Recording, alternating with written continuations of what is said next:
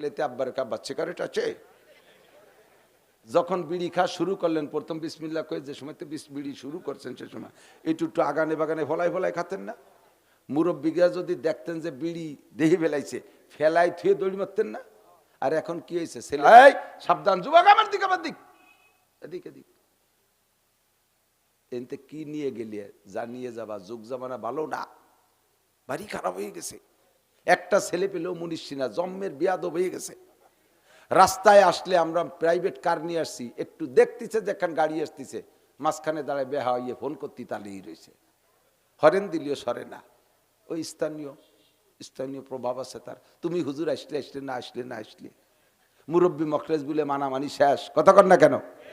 সব ধ্বংস হয়ে গেছে। এই মুরব্বীরা সাক্ষী দেন, ছোটবেলা আপনারা কাছের কড়ি খেলতেন না? মুরব্বীকে যদি দেখতেন কড়ি মড়ি ফেলাই তুইয়ে, পরনের ফ্যান হাফ প্যান্ট ফেলাই তুই বাগান ছিঁড়ে দৌড়াইছেন না?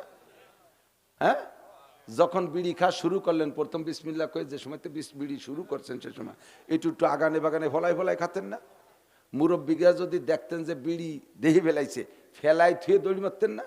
আর এখন কি হয়েছে, ছেলেতে আব্বার কাব্বা সিগারেট আছে। কতক্ষণ ধ্বংস হয়ে গেছে, ধ্বংস। আর এই বছরের থেকে আমার বিশাল ভয় লাগতেছে, এই বছরের থেকে বিশাল ভয় লাগতেছে, সারা বাংলাদেশের সমস্ত ছাত্ররা সামনে আর ভালো হওয়ার কোনো সম্ভাবনা নাই। উস্তাদরে মারবে, আব্বারে মারবে, মুরব্বীকে মারবে, তাদের হাত লম্বা হয়ে গেছে, ছাত্ররা লাগামহীন হয়ে গেছে। ও যুবক, যদি ভালো হতে চাও, যদি জান্নাতি যুবক হতে চাও, নবীদের আখলাক শোনো, নবীদের চরিত্র শোনো। আল্লাহ, যেই ছেলেটা বিয়াদবি করবা, বিশেষ করে আলেমুল আমাদের সাথে, ধর্মের সাথে, তার একটা সার্টিফিকেট এই কোরআন শরীফে, এই সূরা কলমের মধ্যে আল্লাহ তাআলা দিয়ে দিয়েছে।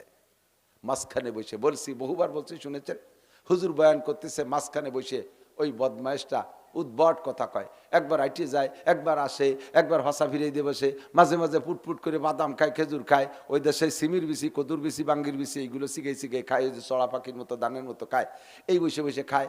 আবার মতের খিলা বলি মুখে মুখে তর্ক করে। হুজুর মোটে ওয়াজি করতে পারতেছে না। এই সময় জিবরাইল আইছে, কয় হুজুর কি ব্যাপার? কয় যে ওই বুড়োর জ্বালায় ওয়াজ করতে পারতেছি না। চেনেন বুড়োরে? হ্যাঁ চিনি, ও তোমার বাপ চাচাকে সাথী, ওরে তো জীবন ভরে দেখি।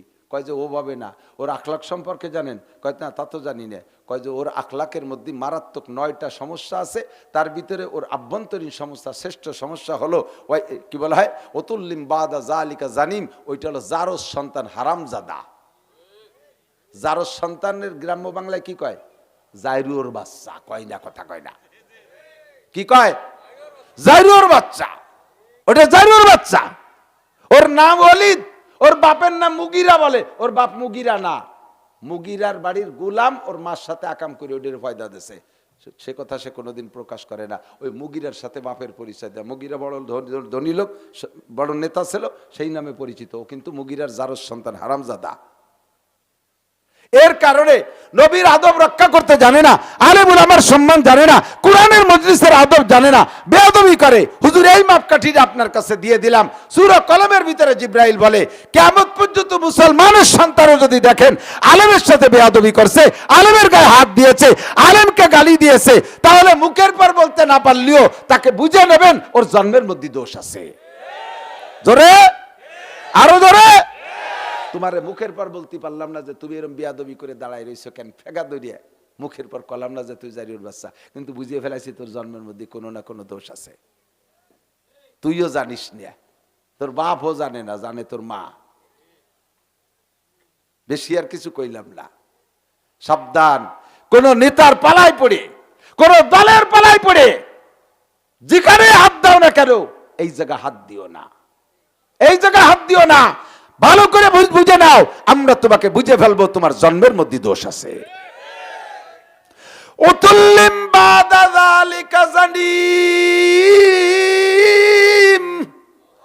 ওটা হারামজাদা, ওটা জারস সন্তান, ওর জন্মের ভিতরে দোষ আছে, যার কারণে নবী পাকের মজলিসের মধ্যে বিয়াদবি করে। আপনাকে পাগল কয়, আপনাকে মাতাল কয়, আপনারে গাজাখোর কয়।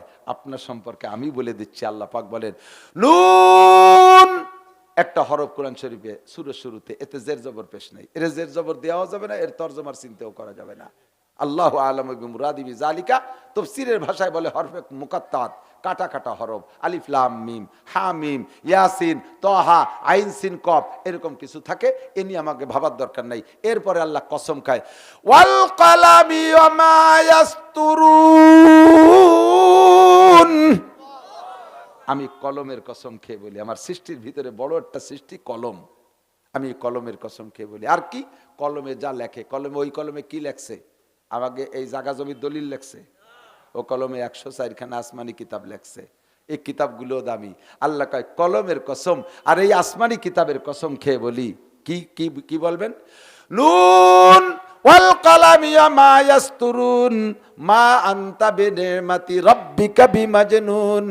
আপনি হবেন কিয়ামত পর্যন্ত হাজার হাজার পণ্ডিতদের উস্তাদ। নবী পাক বলেন, বইস্তু মুআল্লিমা, এ দুনিয়ার বিজ্ঞানী জ্ঞানী যত ডাক্তার আর ডক্টর আর ইঞ্জিনিয়ার আছো, আজ সবাই মিলে আয় আমার সামনে। আমারে একটা অক্ষর পড়াইতে পারবি না, আমাকে আল্লাহ গোটা মানব জাতির উস্তাদ হিসেবে পাঠিয়েছে। বইস্তু মুআল্লিমা, হে নবী আপনি কিয়ামত পর্যন্ত মানুষের জন্য বক্তা এবং সমস্ত মানুষের জন্য আপনি উস্তাদ। কাজেই উস্তাদের ভিতরে কোনো দুর্বলতা আমি রাখবো না, উস্তাদের ভিতরে বক্তার ভিতরে আমি কোনো দুর্বলতা রাখবো না, ডাক্তারের মধ্যে কোনো রোগ আমি রাখবো না। আপনাকে আমি কেমন বানাইছি জেনে নেন। ওয়াল কালামি মা ইয়াসতুরুন মা আনতা বিনিমাতি রাব্বিকা বিমাজনুন। আপনি আপনার রবের নিয়ামত, আপনি পাগল না, আপনি মাতাল না। মা আনতা বিনিমাতি রাব্বিকা বিমাজনুন। একটু জোরে বলেন, আমার নবী কি পাগল? আমার নবী কি পাগল? আমার নবী কি মাতাল? এই আস্তে কয়, আমার নবী কি বোকা? আমার নবী কি অজ্ঞানী? আমার নবী চাইতে বড় শিক্ষিত আর পণ্ডিত আর চরিত্রবান জগতে আর কেউ আছে? আর কেউ নাই। মা আনতা বিনিমাতি রাব্বিকা বিমাজনুন। ওগো নবী শুনে নেন, আপনার কোন জায়গা হাত দেওয়ার কায়দা কাহারো জন্য আমি রাখি নাই। আপনার গুফিরা লাহু মা তাকাদ্দামা মিন যামবিকা ওয়া মা তাআক্কার। আপনার আগে ও পিছে কোনো গুনাহ লেখা হবে না। এর মানে আপনি গুনাহ করবেন আমি লিখবো না তা না, আপনার চরিত্রের ভিতরে গুনার কোনো গন্ধই নাই। কলবের ভিতরে গুনার পরিকল্পনা তৈরি হয়। এদিক জিনা করার আগে কলবের ভিতরে পরিকল্পনা হয়, চুরি করার আগে কলবের মধ্যে পরিকল্পনা হয়। কত কয় না কেন? আল ঠেলার আগে কলবের মধ্যে পরিকল্পনা হয়। আল্লাহ পাক রব্বুল আলামিন তিনবার কইরা আমার নবীর এই কলবটাকে ফাইরা অপারেশন করে জিব্রাইলের মাধ্যমে জান্নাতি নূরানি পানি দিয়া ওয়াশ করে পরিষ্কার করে রাখছে, যাতে এই কলবের ভিতরে দুনিয়ার কোনো গুনার কল্পনা আসতে না পারে। একটু বলেন না সুবহানাল্লাহ। শিশুকালে হযরত হালিমাতুস সাদিয়ার বাড়ি থাকতে একবার সিনা চাক করেছেন, এরপরে বড় হওয়ার পরে আরেকবার সিনা চাক করেছেন। মাঠে ছাগল চড়াইতেছেন, সে জায়গা যে জিব্রাইল সিনা চাক করেছেন। তৃতীয় নম্বর বার আরশে আজিমে নেয়ার আগে মেরাজের রাত্রে কাবা ঘরের পাশে হাতিমে কাবার ভিতরে শুয়াইয়া মিজাবে রহমত, কাবার ছাদের পানি পড়ে যে জায়গা দিয়ে একটা স্বর্ণের ডুঙ্গা আছে, গেইলে আপনারা দেখতে পারবেন, ছবি তো দেখবেন একটা ডুঙ্গার মতো দেখা যায়। কাবার ছাদের উপরে বৃষ্টির পানি পড়লে ওই পানি ওই ডুঙ্গায় দিয়ে গড়াইয়া যায়। ওর নাম হলো মিজাবে রহমত। এই মিজাবে রহমতের নিচে শোয়াইয়া নবী বলেন, আনা ফিল ইয়াকজান, আমি সেই সময় বিলকুল সজাগ, আমি ঘুম না।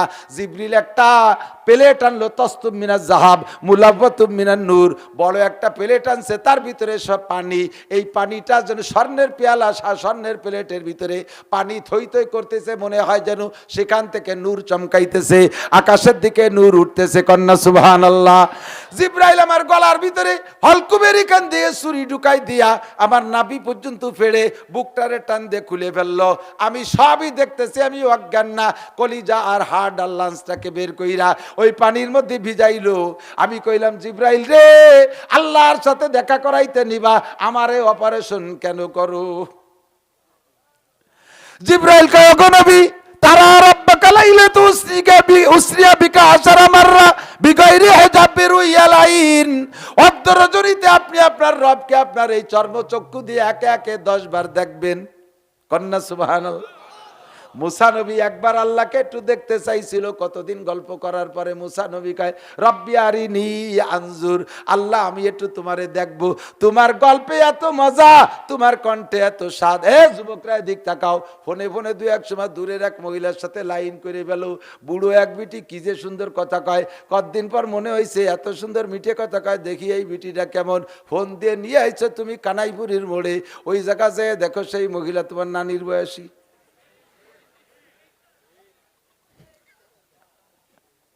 অ্যাক্সিডেন্ট হয় কি হয় না, বহু খবর আমি জানি।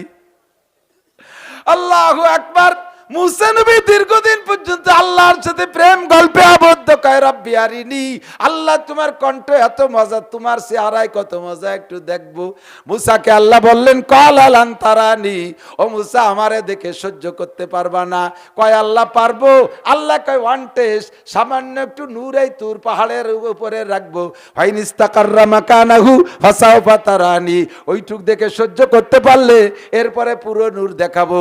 ফালাম্মা তাজাল্লা রব্বুহুল জাবাল, আল্লাহ পাক সামান্য একটু নূর যখন তুর পাহাড়ের উপরে রাখছে, জালাহু দাক্কা ওয়া কাররা মুসা সাইকা, পাহাড়টা টাস করে ফাইটা ছাই হয়ে সুরমা হয়ে গেছে, আর মুসা নবী এক ঝলক দেখে অজ্ঞান হয়ে পড়ে গেছে।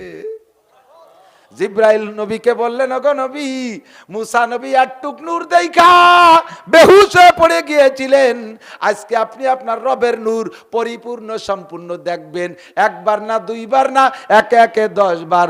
আপনার বাল্বটা ছোট, আল্লাহর পাওয়ার বড় বেশি, আল্লাহর 33,000 ভোল্টেজের পাওয়ারের সাথে আপনার 50 ওয়াটের বাল্বটা লাগাই দিলে টাস করে ফাইটে ছাই হয়ে যাবে। এই পানির ভিতরে আপনার কলিজা ভিজাইয়া, আল্লাহর দেওয়া নূরের পানির মধ্যে কলিজা ভিজাইয়া এই কলিজাটার ভিতরে পাওয়ার দেই, যাতে ওই 33,000 ভোল্টেজের সাথে সাক্ষাৎ করার সময় ওই হোল্ডারে লাগাই দিলে ফাইটে চৌচির হইয়া না যান। আল্লাহ, আমার নবী মুহাম্মদুর রাসূলুল্লাহর কলবের ভিতরে কোনো গুনার গন্ধ আসে নাই, ঠিক কি ঠিক না? এরপরে আল্লাহ পাক বলেন ওয়া ইন্না লাকা লাআজরান গায়রা মামনুন, হে দুনিয়ার কাফের মুশরিক বেঈমানের দল, তোরা জীবন ভরে আমার নবীকে গালি দিলে, আমার নবী সমালোচনা করলে, আমার নবীর চুল পরিমাণ কোনো কম হবে না। কথা কোন ঠিক কি ঠিক না? তোদের সমালোচনায় কিছু আসে যায় না, আমার নবীর চরিত্রের সার্টিফিকেট দিয়েছেন আমার আল্লাহ। ওয়া ইন্না লাকা লাআজরান গায়রা মামনুন, আপনার জন্য আমার পক্ষ থেকে অপরিসীম প্রতিদান রয়েছে, অপরিমাণ পুরস্কার রয়েছে। 1 নম্বর পুরস্কার শুনে নেন, ওয়া ইন্নাকা লাআলা খুলুকিন আযীম, আপনি সর্বোত্তম চরিত্রের অধিকারী। সুবহানাল্লাহ, ভাইরাল হই নিয়ে দিক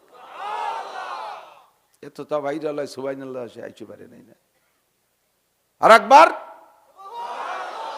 আমার নবী সর্বোত্তম চরিত্রের অধিকারী। আল্লাহ, এর কয় খুলুকে আজিম। আখলাক 3 প্রকার। কয় প্রকার? ভালো আখলাক 3 প্রকার, খুলুকে হাসান, খুলুকে কারিম, খুলুকে আজিম। খুলুকে হাসান মুসা আলাইহিস সালামের আখলাক। এ কারে কয়? জাযাউ সাইয়্যাতিন সাইয়্যাতু মিসলুহা, যদি কেউ আপনার একটা চড় দেয়, সমপরিমাণ একটা চড় দিয়ে আসবেন, এতে সগীরে কবিরে কিছু হবে না।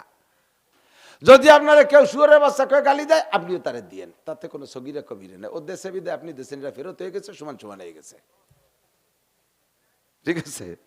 এটা মুসা আলাইহিস সালামের স্বভাব ছিল, উনি কেউ খালি হাতে জাতি দেন, ওনারকে মারতে আসলি। আজরাইল এসে কয় তোমারে মারতে আসি, ফাজারাবা লাইনি, বক্সিং দিয়ে চোখের টাকা নাইরি হয়ে দিছে, শত্রুরে যেমন সেরকমটা দিয়ে দিছে। এটা হলো মুসা আলাইহিস সালামের আখলাক। এর নাম খুলুকে হাসান, ভালো চরিত্র, এটা খারাপ না। তবে মাইদা দেবেন হিসেব করিয়া। আপনারে জটটুক জোরে ঘুষি দিছে, আপনি শটটুক জোরে দেবেন। আপনারে যে জায়গা দিছে আপনি সেই জায়গা দেবেন। আপনারে ফিটি দিছে, আপনি নাক জড়ায় মারি দিলেন, তাহলে নাকের 1 ঘুষি আর ফিটির 10 ঘুষির চেয়ে বেশি হয়ে যায়, ঠিক না? এই জন্য জাগাও সেইটি হবে, ওজনও শটটুক হবে। এই জন্য যদি মাইফিয়ে দিতে পারেন তাহলে দিয়েন, না পারলে দিয়েন না, সাইডি দিয়ে চলে আসেন। সাইডে দিয়ে আসবাড়ি 1 ঘুষিতে কয় ঘুষি পয়দা দেয় ছাড়িয়ে দেবো। আল্লাহ, আমরা সালতার মানুষ, রাত্রি হেসাক ধরে কাজী ওর অভ্যাস, ঠিক না? সুবহানাল্লাহ। আল্লাহ, ঈসা আলাইহিস সালামের চরিত্রের নাম খুলুকে কারিম। খুলুকে কারিম দয়াবান চরিত্র। উনাকে যদি কেউ ঘুষি দিয়েছে, প্রতিশোধ নেওয়ার ক্ষমতা থাকা সত্ত্বেও না নিয়ে মাফ করে দিয়ে চলে আসছে। এটা ভালো না মন্দ? এ চরিত্র ভালো না মন্দ? এটা ভালো না? ওটা আর এক ক্লাস উপরে না? 3 নম্বর আমার নবীর চরিত্র, 3 নম্বরটাই 1 নম্বর। এটা হলো খুলুকে আজিম। 5টা গুণ বিশিষ্ট আখলাকের নাম খুলুকে আজিম। 5টা গুণের কি গুণ? 1 নম্বর গুণ হলো হুজুরকে যদি কেউ গায়ে আঘাত করছে, ক্ষমতা থাকা সত্ত্বেও প্রতিশোধ নেন নাই। 1 নম্বর প্রতিশোধ না নেওয়া। 2 নম্বর ওই লোকটার কাছে আবার মাফ চাইছে যে আপনি তো নিশ্চয়ই কোনো কারণে আমার পর রাগ করে ঘুষি দিয়েছেন, মেহেরবানি করে মাফ করে দেন। 3 নম্বর লোকটার হাতটা মেসেজ করে দিয়েছে, ঘুষি দিয়ে হাতে ব্যথা পাইছেন নাকি। 4 নম্বর ওই লোকটাকে সাথে সাথে ক্ষমা করে দিয়েছেন। 5 নম্বর আল্লাহর কাছে দোয়া করছে, আল্লাহ তোমার বোকা বান্দা না বুঝে তোমার বন্ধুর গায়ে আঘাত করছে, এর জন্য তুমি যেন আবার প্রতিশোধ নিও না। তারা তো বোঝে না, আমি তারে মাফ করে দিছি, তুমিও তারে মাফ করে দাও। এই 5টা গুণ আমার নবীর আখলাকের মধ্যে থাকার কারণে আল্লাহ কয় ওয়া ইন্নাকা লাআলা খুলুকিন আযীম, আপনি সর্বোত্তম চরিত্রের অধিকারী, এমন চরিত্রবান আমি আর কেউকে বানাই নেই। এবার আপনি যদি চরিত্রবান হতে চাই, তাহলে কার চরিত্র আমার ভিতরে আসলে আমিও প্রশংসিত হব? মুহাম্মদুর রাসূলুল্লাহর চরিত্র, ঠিক না? আল্লাহ আরেক জায়গায় যে তাই বলতেছেন, লাকাদ কানা লাকুম ফি রাসূলিল্লাহি উসওয়াতুন হাসানাহ। হে দুনিয়ার মানুষ, যারা আমলিক করো, বঙ্গবন্ধুর আদর্শ ভালোবাসো, বাস্তবায়ন করার জন্য রাজপথ গরম করো। যারা বিএনপি করো, জিয়াউর রহমানের আদর্শ ভালোবাসো, তার বাস্তবায়নের জন্য রাজপথ গরম করো। যারা জাতীয় পার্টি করো, ইরশাদ সাহেবের আদর্শ পছন্দ করো, বাস্তবায়নের জন্য রাজপথ গরম করো। তোমরা বলো, সাক্ষী দাও, বঙ্গবন্ধু বেচতে যাইতে হলে, জিয়াউর রহমান বেচতে যাইতে হলে, ইরশাদ সাহেব বেচতে যাইতে হলে, শেখ হাসিনা বেচতে যাইতে হলে, খালেদা জিয়া বেচতে যাইতে হলে, ডক্টর ইউনূস বেচতে যাইতে হলে, অন্তর্বর্তীকালীন সরকারের সমস্ত উপদেষ্টা বেচতে যাইতে হলে, যার যার চরিত্র দিয়ে এই যোগ্যতায় যেতে পারবে না। একটা মানুষের সার্টিফিকেট লাগবে, একটা মানুষের সই লাগবে। যতক্ষণ পর্যন্ত ওই মানুষটা এনাদের সার্টিফিকেটে সই না করবে, অতক্ষণ পর্যন্ত একটাও বেচতে যেতে পারবে না। কথা বলেন ঠিক কি ঠিক না? কাজেই তাদের চরিত্র থেকে আমার তেমন শিখার কিছু নাই। শিখার মতো চরিত্রওয়ালা একটাই মানুষ, লাকাদ কানা লাকুম ফি রাসূলিল্লাহি উসওয়াতুন হাসানা। এই চরিত্র বর্ণনা করতে গেলে 30 পারা কোরআন শরীফের আলহামদুলিল্লাহ থেকে নিয়ে সূরা নাসের সিন পর্যন্ত ব্যাখ্যা করা লাগবে। সিদ্দিকা আয়েশা বলেন, কানা কুলুকুল কোরআন, নবী পাকের চরিত্র আর 30 পারা কোরআন শরীফ সেম। ওটা হলো ফিজিক্যাল কোরআন, আর মুহাম্মদুর রাসূলুল্লাহ প্র্যাকটিক্যাল কোরআন। একটু জোরে বলেন সুবহানাল্লাহ। ঠিক কি ঠিক না? 2-4 তো বলবো না, কি বলেন? 2-4 বলবো না? 2-4 আখলাকের কথা বলি, বেশি না। উনি আইসে যাবার সিগন্যাল দিতে, তার মানে শেষ করে দেন। কত বলবো, দিন ভরিয়ে টোটোরে বেড়াইছি, ঘুমোতে পারিনি। এই গোয়াজের মধ্যে ঘুম আসতেছে। আল্লাহু আকবার। দোয়া করেন, আপনাদের দোয়ায় বেঁচে থাকি, আল্লাহ যেন সুস্থ রাখে, বলেন আমিন। কাব্বারানি মৌতুল কুবারা, সব বুড়োরা চলে গেছে, এখন বুড়ো হচ্ছে আমরা। নড়াচড়া হবে না, এতক্ষণ পানাইছি, এখন দোয়াবো। এই সময় সরিয়ে যাও কেন, বালতি নিয়ে পেশা পাইছে, পানি পাল্টায় চলে এসো তাড়াতাড়ি। এদিক একটু রস না দিলি বেড়া তো গম এসে যায়। রাজি আছেন তো ইনশাআল্লাহ? নবী পাকের আদর্শ, আমরা সালামের আদর্শতে শুরু করি। হ্যাঁ, হুজুর আলাইহিস সালাতু ওয়াস সালাম মানুষের সাথে সাক্ষাতের পদ্ধতি কি শিক্ষা দিয়েছে? আফসুস সালাম। একটু বলেন আফসুস সালাম। বেশি বেশি সালাম করে। যুবক এদিক এদিক। মোবাইলেও সর্বপ্রথম রিসিভ করেই হ্যালো কবে না, সালাম কবে? হ্যালো গেল। আল্লাহর রহমতে আমার এই ওয়াজটা বহুত কার্যকারী হয়েছে। কয়েক বছর আগের থেকে বলতেছি, মোবাইল ধরেই হ্যালো হ্যালো আসসালামু আলাইকুম।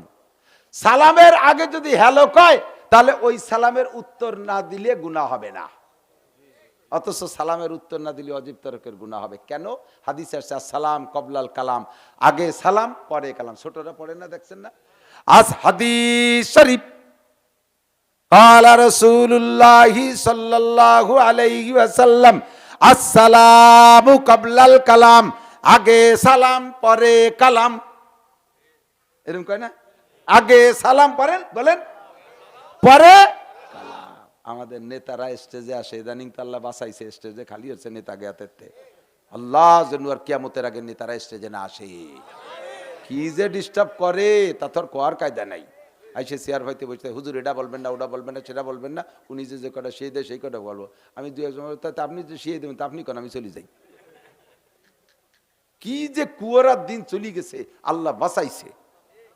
আর যেন কখনো নেতারা স্টেজে আসবে না, স্টেজ হবে উলামায়ে কিরামের। কথা বলেন, ওয়াজের মাঠে এসে কোনো রাজনীতি ওয়াজ করতে দেব না। আপনি এরকম লোক গুছান দেখেন, আপনার ডাকে কজন বিরিয়ানি খালি এত কজন বসায় রাখতে পারবেন না। আল্লাহর রহমতে আমরা খালি মহিষ সারা রাত বসায় রাখতে পারি। আর আমাকে গুছাইনি মানুষ, উনি রাজনীতি করবে, ওইসব হবে না। আম্মা বাদ, সব বাদ, ঠিক না? আইসে সালাম দেয় কনসুমা, মাননীয় সভাপতি, মাননীয় সেক্রেটারি, মাননীয় মোহতামেম, মাননীয় আপনারা, মাননীয় বুজিরা, মাননীয় আপারা, সব মাননীয় আসসালামু আলাইকুম। এই সালামের উত্তর দেওয়া না দিলে কোনো গুনাহ নেই। এটা আপনি অজেব তরে করছেন। আগে গতি খানিক কইয়ে তারপরে বক্তারাও দেই যে এরকম করে, তারপরে উত্তর একটু কম দিলি কি ব্যাপার, আমি কি কবরস্থানে সালাম দিলাম, তোমার এই ভঙ্গিয়ত্তি কইছে কিনা? পুরো মজলিসের থেকে একজন উত্তর দিলি মজলিসের হক আদায় হয়ে যায়, সবার মুখ দিয়ে বলা লাগে না। আবার জাগ ধরে উত্তর চান কে? এই যে আরেক বেদাত চালু করছে। কেউ বলতে আসলে বলবেন যে হুজুর আমরা তো শুনছি উলামায়ে কিরামের কাছ থেকে, এভাবে আপনি সালামের উত্তর কালেকশন করেন কে? এটা সুন্নত না। সালামটা হবে আগে সালাম বলবেন, ফোন ধরিয়ে বলবেন আগে সালাম। দিক তাকান, ফোন করাও শিয়েই কতটা শিয়েলাম, একটা আমল করে না। ফোন করেই আমারে ফোন করে, হুজুর আপনি নাসির হুজুর? জি, ওই 6 তারিখে একটা দাওয়াত আমাকে এনে চলে আসেন। উনি কিডা, কোন গ্রাম, কোন মাস? প্রত্যেক মাসেই তো 6 তারিখ আছে। কোন বছর? 6 তারিখে একটা দাওয়াত আমাকে এনে মাহফিল হবে, আপনি চলে আসেন। আমি আচ্ছা ঠিক আছে, দাওয়াত দিয়ে ফেলাইছে আমারে। সিস্টেমে না, ফোন করার নিয়ম, আসসালামু আলাইকুম রহমতুল্লাহ। ওয়ালাইকুম আসসালাম। হুজুর আমি কি হযরত মাওলানা শফিক সাহেব হুজুরের সাথে কথা বলছি? পরিচয়টা সম্পর্ক, আমার নাম নাসির আহমদ, আমার বাড়ি অমুক জায়গা। হুজুর আমি এই করি, আমি স্টুডেন্ট। আপনার পরিচয়টা বললে আপনি কোন ওজনের মানুষ সেই ওজনে আপনার সাথে কথা বলবো। আপনি একজন ডিআইজি, আপনি পরিচয় না দিয়ে কথা বলতেছেন, আপনার সুরই আমি টের পাচ্ছি না, ডিআইজি না কি আপনি। আপনারে আল্লাহ পাক এই জন্য সব নবী রসুলদেরকে ছোটবেলা থেকেই তৈরি করে উঠাইছে। একটু লক্ষ্য করি, ইউসুফ নবীনা আলাইহিস সালাতু ওয়াস সালাম নাম তো শুনেছেন, রূপের বর্ণনাও শুনেছেন। কের কাছে না শুনলে আমার কাছে শুনে থাকতে পারেন। তাফসীরে জালালাইনের মধ্যে লেখে ওতিয়াত শত্রু সূরা, আল্লাহ তাআলা গোটা মানব জাতির জন্য যেই রূপ আর চেহারা বরাদ্দ করেছিলেন, যে গোটা মানব জাতির এই রূপ, এতটুক রূপ। প্রত্যেক জাতিগোষ্ঠীর রূপ আলাদা না? বাঘের রূপ আলাদা, ইলিশ মাছের রূপ আলাদা, শৈল মাছের রূপ আলাদা, শিয়ালের রূপ আলাদা, এমন করে একটা জাতিগোষ্ঠী হিসেবে আলাদা রূপ আছে। তো মানব জাতির জন্য যে রূপটা আল্লাহ তাআলা বাজেট করেছেন, যে এটা টোটাল মানুষকে এই রূপটুক দেব, তার সম্পূর্ণ রূপের অর্ধেক একা ইউসুফ আলাইহিস সালাম রে দিয়েছে। আল্লাহু আকবার। বাকি আর যে অর্ধেক 8 আনা 50%, এর আবার অর্ধেক ইউসুফ আলাইহিস সালামের দাদি কে আকারে দিয়েছে। তাহলে দাদি পুতায় পেয়ে গেছে 75%, 12 আনা। আর যে 4 আনা তাই আমাদের মধ্যে ভাগ হয়েছে। যত সুন্দরী রূপসী নায়িকা ফাইকা প্রিয়াঙ্কা চোপড়া মোপড়া যা কন, ওই 4 আনাতে একটু আগে পাইছে। তাই নিয়ে বিশ্ব সুন্দরী, বিশ্ব সুদর্শন পুরুষ বলে প্রতিযোগিতায় যায়। তো এবার ভেবে দেখেন, এই 4 আনার ভাগে যেটুক পাইছে তাই জ্বালায় পোলাপান কচু গাছের সাথে গলায় দড়ি নিয়ে মরে। বাসের তলে মাথা দেয়, রেলগাড়ির তলে গলা দেয়, দেয় না? একজনের জন্য একজন ওই টাওয়ারের উপর লাফ দিয়ে পড়ে শহীদ হয়ে যায়, শহীদ হয়। আল্লাহু আকবার। তাহলে ইউসুফ আলাইহিস সালামের এই 8 আনা রূপে মানুষটা কেমন হতে পারে? ফাঁকে একটা কথা জেনে নেন, আমাদের নবী এই 4 আনার ভাগের ভাগী না। হুসনে ইউসুফ সে ফজুতর হায় রাসূলুল্লাহ কা, हुस्न यूसुफ से फजूतर है रसूलुल्लाह का, है यो नूरे चश्मे याकूब और नूर अल्लाह का। जमाले हुस्न यूसुफ से फकत आशिक जुलेखा थी, तुम्हारे रूए रोशन पर फिदा सारी खुदाई है। अल्लाहु আকবার। আমার নবীর রূপ এই মানবিক রূপের অংশ না, এটা সব রূপের উপর থেকে আল্লাহ তাআলা ভাগের উপরের থেকে আমার নবীকে রূপ দিয়ে তৈরি করেছে। ইউসুফ নবীর রূপের উপরে জুলাইখার মিশরের নারীরা পাগল ছিল, আর আমার নবীর নূরের উপরে স্বয়ং আল্লাহ কামুল হাকিমিন আশিক হইয়া গেছে। আল্লাহু আকবার। ইউসুফ নবীনা আলাইহিস সালাতু ওয়াস সালাম এত সুদর্শন যুবক হওয়ার কারণে জুলাইখা তার উপরে কেমন আশিক কিসসা জানেন? বাজারের থেকে কিনে নিয়ে গেছে ইউসুফ আলাইহিস সালাতু ওয়াস সালামের বডি ওজনের স্বর্ণ দিয়া। ব্যবসায়ীরা কূপের থেকে ইউসুফ আলাইহিস সালামের ভাইদের কাছ থেকে মাত্র সামান্য কয় টাকায় কিনে নিয়ে মিশরের বাজারে নিয়ে উঠাইছে ইউসুফকে। আজিজে মেসের মিশরের বাদশা তাকে কিনে নিয়ে গেছে। ইউসুফ আলাইহিস সালামের গায়ে যতটুক ওজন অতটুক পরিমাণ স্বর্ণ দিয়া। আল্লাহু আকবার। বাড়ি নেওয়ার পরে ছোট মানুষ ইউসুফ, জুলাইখার কোনো ছেলে নাই মেয়ে নাই, সন্তানের মতো ভালোবাসে, মোহাব্বত করে, যত ভালোবাসা আছে সব তাকে দিয়েছে। পরাণ উজাড় করে তারে খাওয়াইতো, যতদিন নাবালেক ছিল কোলের মধ্যে শোয়াইতো। এই অবস্থায় যখন ইউসুফ আলাইহিস সালাতু ওয়াস সালাম বড় হয়ে গেছে, এখন ধীরে ধীরে সেই সম্পর্কটা ভিন্ন রূপ ধারণ করতেছে। এখন আর সন্তানের মতো ভালোবাসা না, এখন প্রেমিকা আর প্রেমাস্পদ এইরকম ভালোবাসা শুরু হয়ে গেছে। আল্লাহু আকবার। যখন ইউসুফ আলাইহিস সালাম টলমুলে যুবক, যাদের চেহারা যত ভালো হয় তাদের ভিতরে যৌন স্পৃহা তত বেশি হয়। টলমুলে যুবক ইউসুফ আলাইহিস সালাতু ওয়াস সালামকে জুলাইখা এবার সহ্য করতে না পাইরা আক্রমণ করবে। নিয়ে গেছে একেবারে ঘরের ভিতরে 7 দরজা আটকাইয়া। স্বাভাবিকভাবে ঘরের বাহির দিয়ে তাকে তালা দেওয়ার ব্যবস্থা, ভিতরে তাকে সিটকেনি বা খিল, ভিতরে তালা দেওয়ার ব্যবস্থা থাকে না। ইদানিংকালে বিভিন্ন পদ্ধতি বের হচ্ছে, কিন্তু সেইটা তো বহুত আগের কাল। বাহিরে শুধু তালা দেওয়ার ব্যবস্থা ছিল, ভিতরে ছিল না। জুলাইখা জানে ছোটবেলা থেকে ইউসুফকে লাইলে পাইলে বড় করলাম, ইউসুফের চরিত্র কেমন জুলাইখা জানে। আজকে যে উদ্দেশ্যে তাকে আবদ্ধ করবে, আটকাবে, এই উদ্দেশ্য যদি ইউসুফের কাছে প্রস্তাব রাখে, ইউসুফ ঘরে দাঁড়াবে না, ইউসুফ দৌড়ায় বেরিয়ে যাবে। এই জন্য জুলাইখা আগে থেকে মিস্টারি ডাইকা ঘরের ভিতর দিয়ে তালা দেওয়ার ব্যবস্থা করেছে।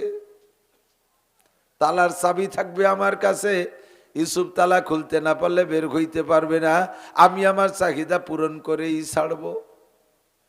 ভিতর দিয়ে একটা একটা করে 7টা দরজা তালা দিয়া খাস রুমের মধ্যে নিয়ে গেছে ইউসুফকে। টলমলে যুবক ইউসুফ, ভরা যৌবনের মালিক। জুলাইখা তার শরীরের সমস্ত কাপড়গুলো খুলে ফেলাইছে। জুলাইখা কম রূপসী ছিল না, মিশরের বাদশার স্ত্রী, সেও তৎকালীন বিশ্ব সুন্দরীর মধ্যে অন্যতম। আর এমনিতেই গোটা পৃথিবীর ভিতরে মিশরীদের রূপ বেশি। এমন একটা যুবতী সুন্দরী মেয়ে, টলমলে একটা যুবকের সামনে যদি তার দেহের সব কাপড় খুলে ফেলায় দেয়, আর মেয়েটাই তারে প্রস্তাব দিয়েছে, মেয়েটা তাকে নিয়ে এই নষ্টামি করবে বলে ডেকে নিয়েছে, এই মুহূর্তে ঈমান বাঁচায় রাখা বহুত বড় কঠিন। গভীর রাতের বেলায় রাস্তায়, কুয়াশার অন্ধকারের ভিতরে যদি রাস্তায় 1 কোটি টাকার বস্তাও পান, আপনি বস্তাটাকে না নিয়ে লাথি দিয়ে রাস্তার নিচে ফেলাই দিয়ে চলে গেলে যেতে পারেন, কিন্তু এমন মুহূর্তে যদি এমন একটা সুন্দরী মেয়ে আপনাকে প্রস্তাব দেয়, যুবক হোক আর বুড়ো হোক, ও দোস্ত ঈমান ঠিক রাখা কঠিন। ইউসুফের মধ্যে আসছে, ইউসুফ আলাইহিস সালাম নিজেই বলেন, ওমা উবাররিউ নাফসি ইন্নান নাফসা লাআম্মারাতুম বিসু। আমি ওই মুহূর্তে আমার আত্মার উপরে নির্ভরশীল হতে পারছিলাম না, বারবার নফসের ভিতরে কামড় আসতেছিল, নফসে আম্মারায় আমারে ধাক্কাইতেছিল। একটা বার হয়ে যাক, পরে তওবা করে নিও। আল্লাহ পাক যদি আমার ওই মুহূর্তে তার কুদরতি হাত দিয়ে আমারে না বাঁচাইতো, আমি অ্যাক্সিডেন্ট করে ফেলতাম, সিদ্ধান্ত কাছাই গেছিলাম। আল্লাহ পাক কিভাবে বাঁচাইলেন? নবীদেরকে সমস্ত দোষমুক্ত রাখবেন আল্লাহ, এই দায়িত্ব আল্লাহ নিজ হাতে নিয়েছেন। এই জন্য গল্পটা বলছি বন্ধু। ইতিমধ্যে ইউসুফ আলাইহিস সালাতু ওয়াস সালাম দেখে জুলাইখা মূর্তি পূজারী, জুলাইখা মূর্তি পূজা করত। ওর খাস রুমের ভিতরে অমুসলমান হিন্দু যারা মূর্তি পূজা করে, ঘুম থেকে উইটা ঘরের মধ্যে মূর্তিকে আগে কুর্নিশ করে, তাকে প্রণাম করে টোরে তারপরে বাহিরে বের হয়। জুলাইখা প্রতিদিন তার মূর্তিকে কুর্নিশ করে, প্রণাম করে তারপরে বের হয়। ওই মূর্তিটা তার রুমের মধ্যে ছিল। এই অন্যায় করার আগে জুলাইখা একটা কালো কাপড় দিয়ে তার মূর্তিটার মুখ মাথারে বাঁধে রাখছে। ইউসুফ আলাইহিস সালাতু ওয়াস সালাম জিজ্ঞেস করলেন, ওগো জুলাইখা, এ সাজা এটা কি? জুলাইখা জবাব দেয়, হাদা মাবুদি, ওইটা আমার উপাস্য, ওইটা আমার মাবুদ, আমি ওর ইবাদত করি, পূজা পাঠ করি। তাহলে এত এই কি সবসময় তার মুখটাই কালো কাপড় দিয়ে বান্ধা থাকে? কয় না, আজকে বাঁধছি। কয় এতদিন বান্ধো না, আজকে কেন বাঁধলা? কয় ইউসুফ রে, এখন যে কাম করতে চাইতেছি আমি তোমাকে নিয়া, আমার মাবুদের চোখের সামনে কিভাবে করব, তাই তার চোখটা কালো কাপড় দিয়ে বেঁধে রাখছি। ইউসুফ আলাইহিস সালাম সুযোগ পেয়ে বললেন, রে জুলাইখা, তুমি যার পূজা করো তার চোখ কালো কাপড় দিয়ে বাঁধা যায়, এবং কালো কাপড় দিয়ে বাঁধলে সে কিছুই দেখে না। আর আমি যার ইবাদত করি তার চোখ কোনো কাপড় দিয়ে বাঁধা যায় না, আর সে যেখানেই আমি থাকি না কেন সেই জায়গা আমার সবকিছু দেখে। কথা কান ঠিক কি ঠিক না? সামিউম বাসির, আমার আল্লাহ শোনেও দেখে। জুলাইখারে, তোমারটার চোখ তুমি কালো কাপড় দিয়ে বেঁধে দেছো, দেখে না? আমারটার চোখ বান্ধা যায় না, সে তো দেখে। তোমারটার সামনে যদি তুমি এই অন্যায় করতে না পারো, আমার মালিকের সামনে কিভাবে করব? জুলাইখা নাসর বান্দি কয়, ইউসুফ আজকে কোনো কথা হবে না, কোনো কথা হবে না। ও কালা তাই তালাক, সময় কেমন করো না, আজিজে মেসের চলে আসবে, তাড়াতাড়ি কাজে লেগে যাও।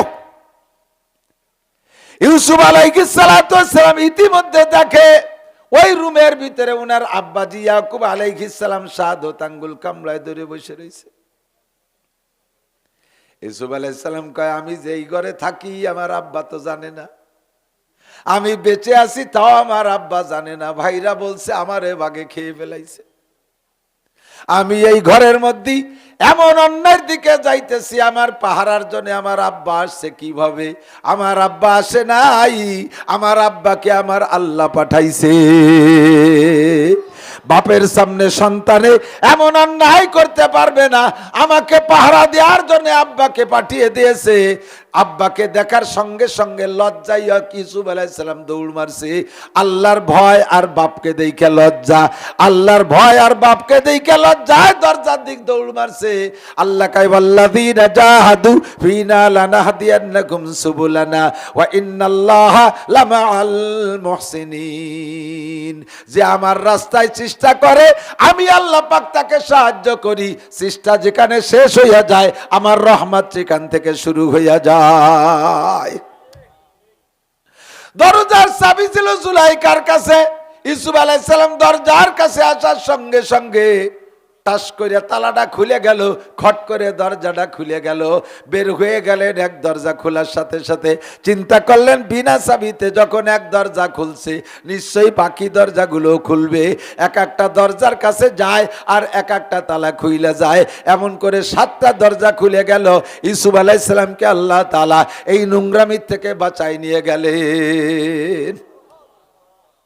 ইউসুফ নবী হবে পরে, উম্মতের সামনে বয়ান করবে, বয়ান করার সময় যাতে কোন উম্মত ইউসুফের চরিত্রের এই নষ্টামির কথা সামনে নিয়ে আলোচনা করতে না পারে, এই জন্য আল্লাহ নষ্টামির থেকে ইউসুফ আলাইহিস সালামকে বাঁচাই নিয়েছেন।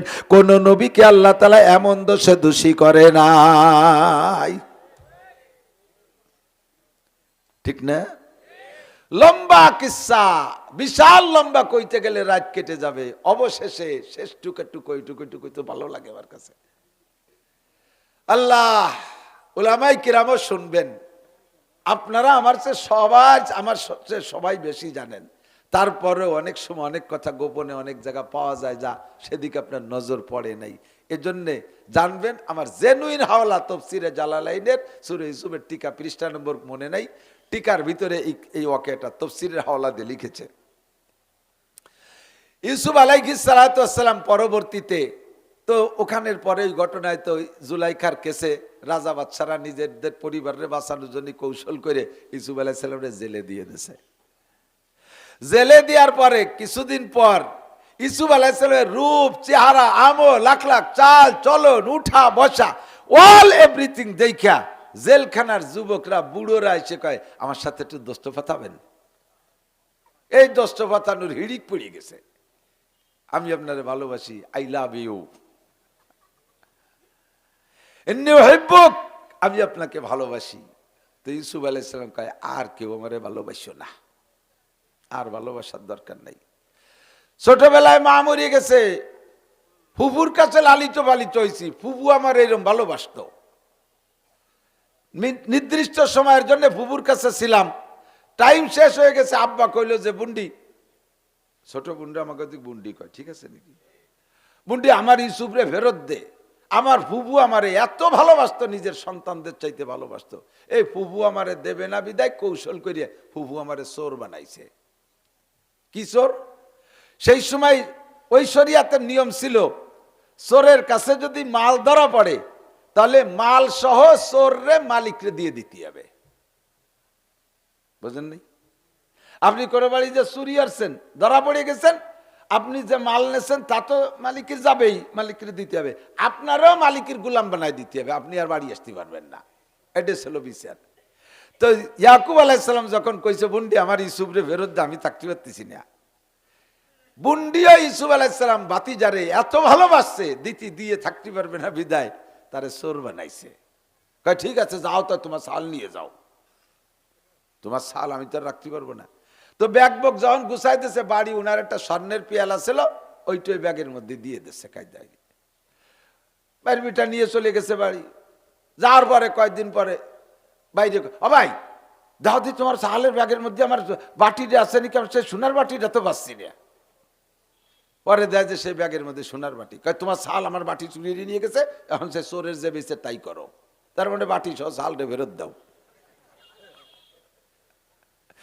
ধরাইছে এক বেকায়দা, কয় আমারে ভালো আর কেউ বাসিস নে, প্রথম ভালোবাসছে আমার ফুফু, সে আমারে চোর বানাইছে।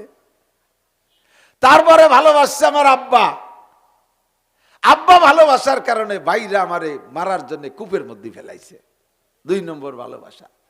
3 নম্বর ভালোবাসছে আমারে জুলাইখা, ওর ভালোবাসার কারণে আজকে আমি জেলে।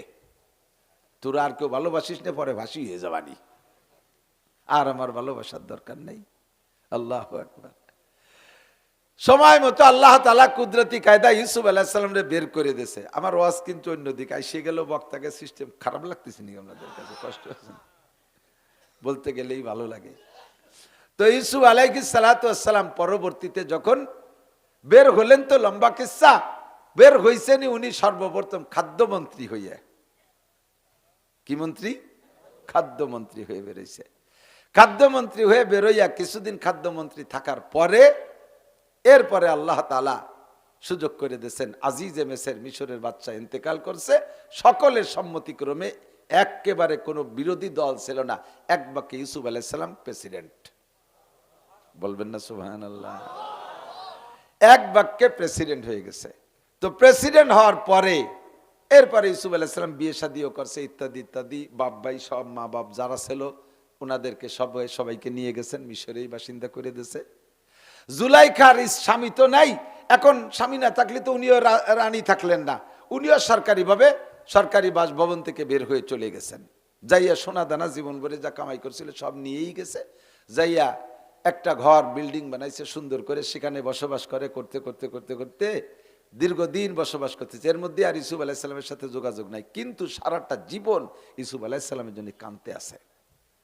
আল্লাহ কি দেখলাম, কি পাইলাম না, কি হাতে করে পালিয়ে পুষে ছুটে গেল, স্বামীও চলে গেল, ইউসুফরেও পেলাম না। এই ইউসুফের জন্য কাঁদতে কাঁদতে চোখের পাওয়ার শেষ, কিচ্ছু দেখে না, বুড়ি হয়ে গেছে, চোখের উপরের এই পুতুলিটা ঝুলিয়ে এই পর্যন্ত এসে চোখ ঢেকে গেছে।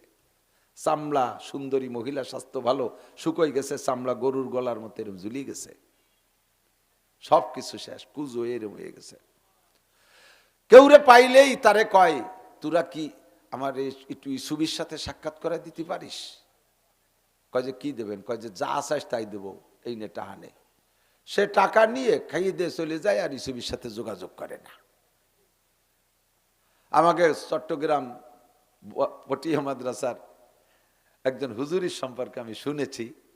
চট্টগ্রাম পাহাড়ি অঞ্চল, তো পাহাড়ি অঞ্চলে যথেষ্ট শিয়াল।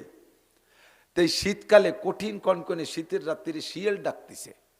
তো হুজুর ওই ছেলেকে কইতেছে যে এই শিয়াল ডাকে কেন?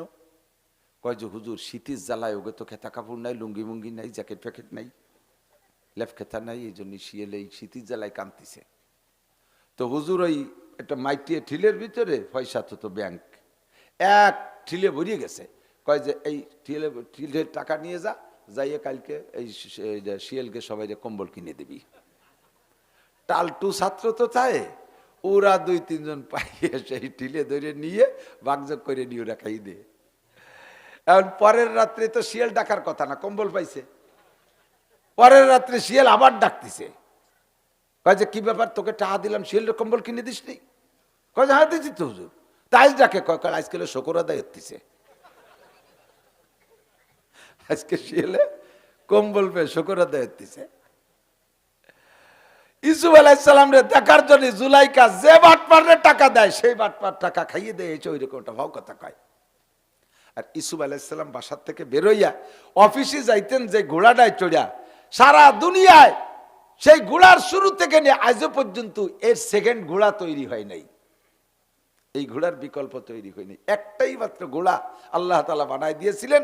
ওই ঘোড়াটা যখন এমনি থাকতো, স্বাভাবিক শ্বাস প্রশ্বাস, যখন ইউসুফ আলাইহিস সালাম পিঠের উপরে বসতেন সওয়ার হওয়ার জন্য, দৌড়ানোর জন্য, তখন ওই ঘোড়াটার নাক দিয়ে একটা আওয়াজ বের হতো, 3 মাইল দূর থেকে শোনা যেত।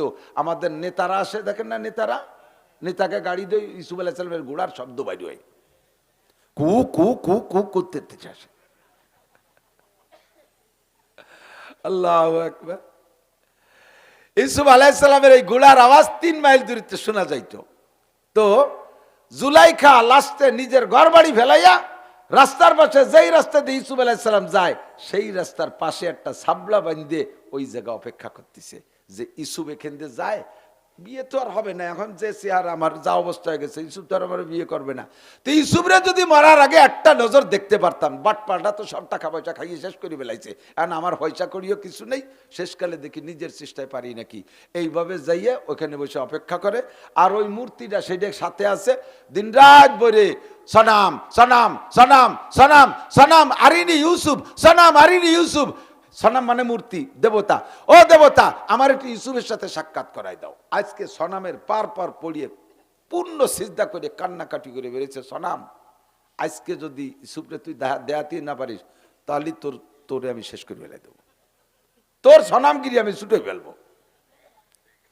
আজকে সনামের কাছে সম্পূর্ণ প্রণাম করে টরে যাইয়া ইউসুফ আলাইহিস সালামের দেখার জন্য রাস্তায় গেছে।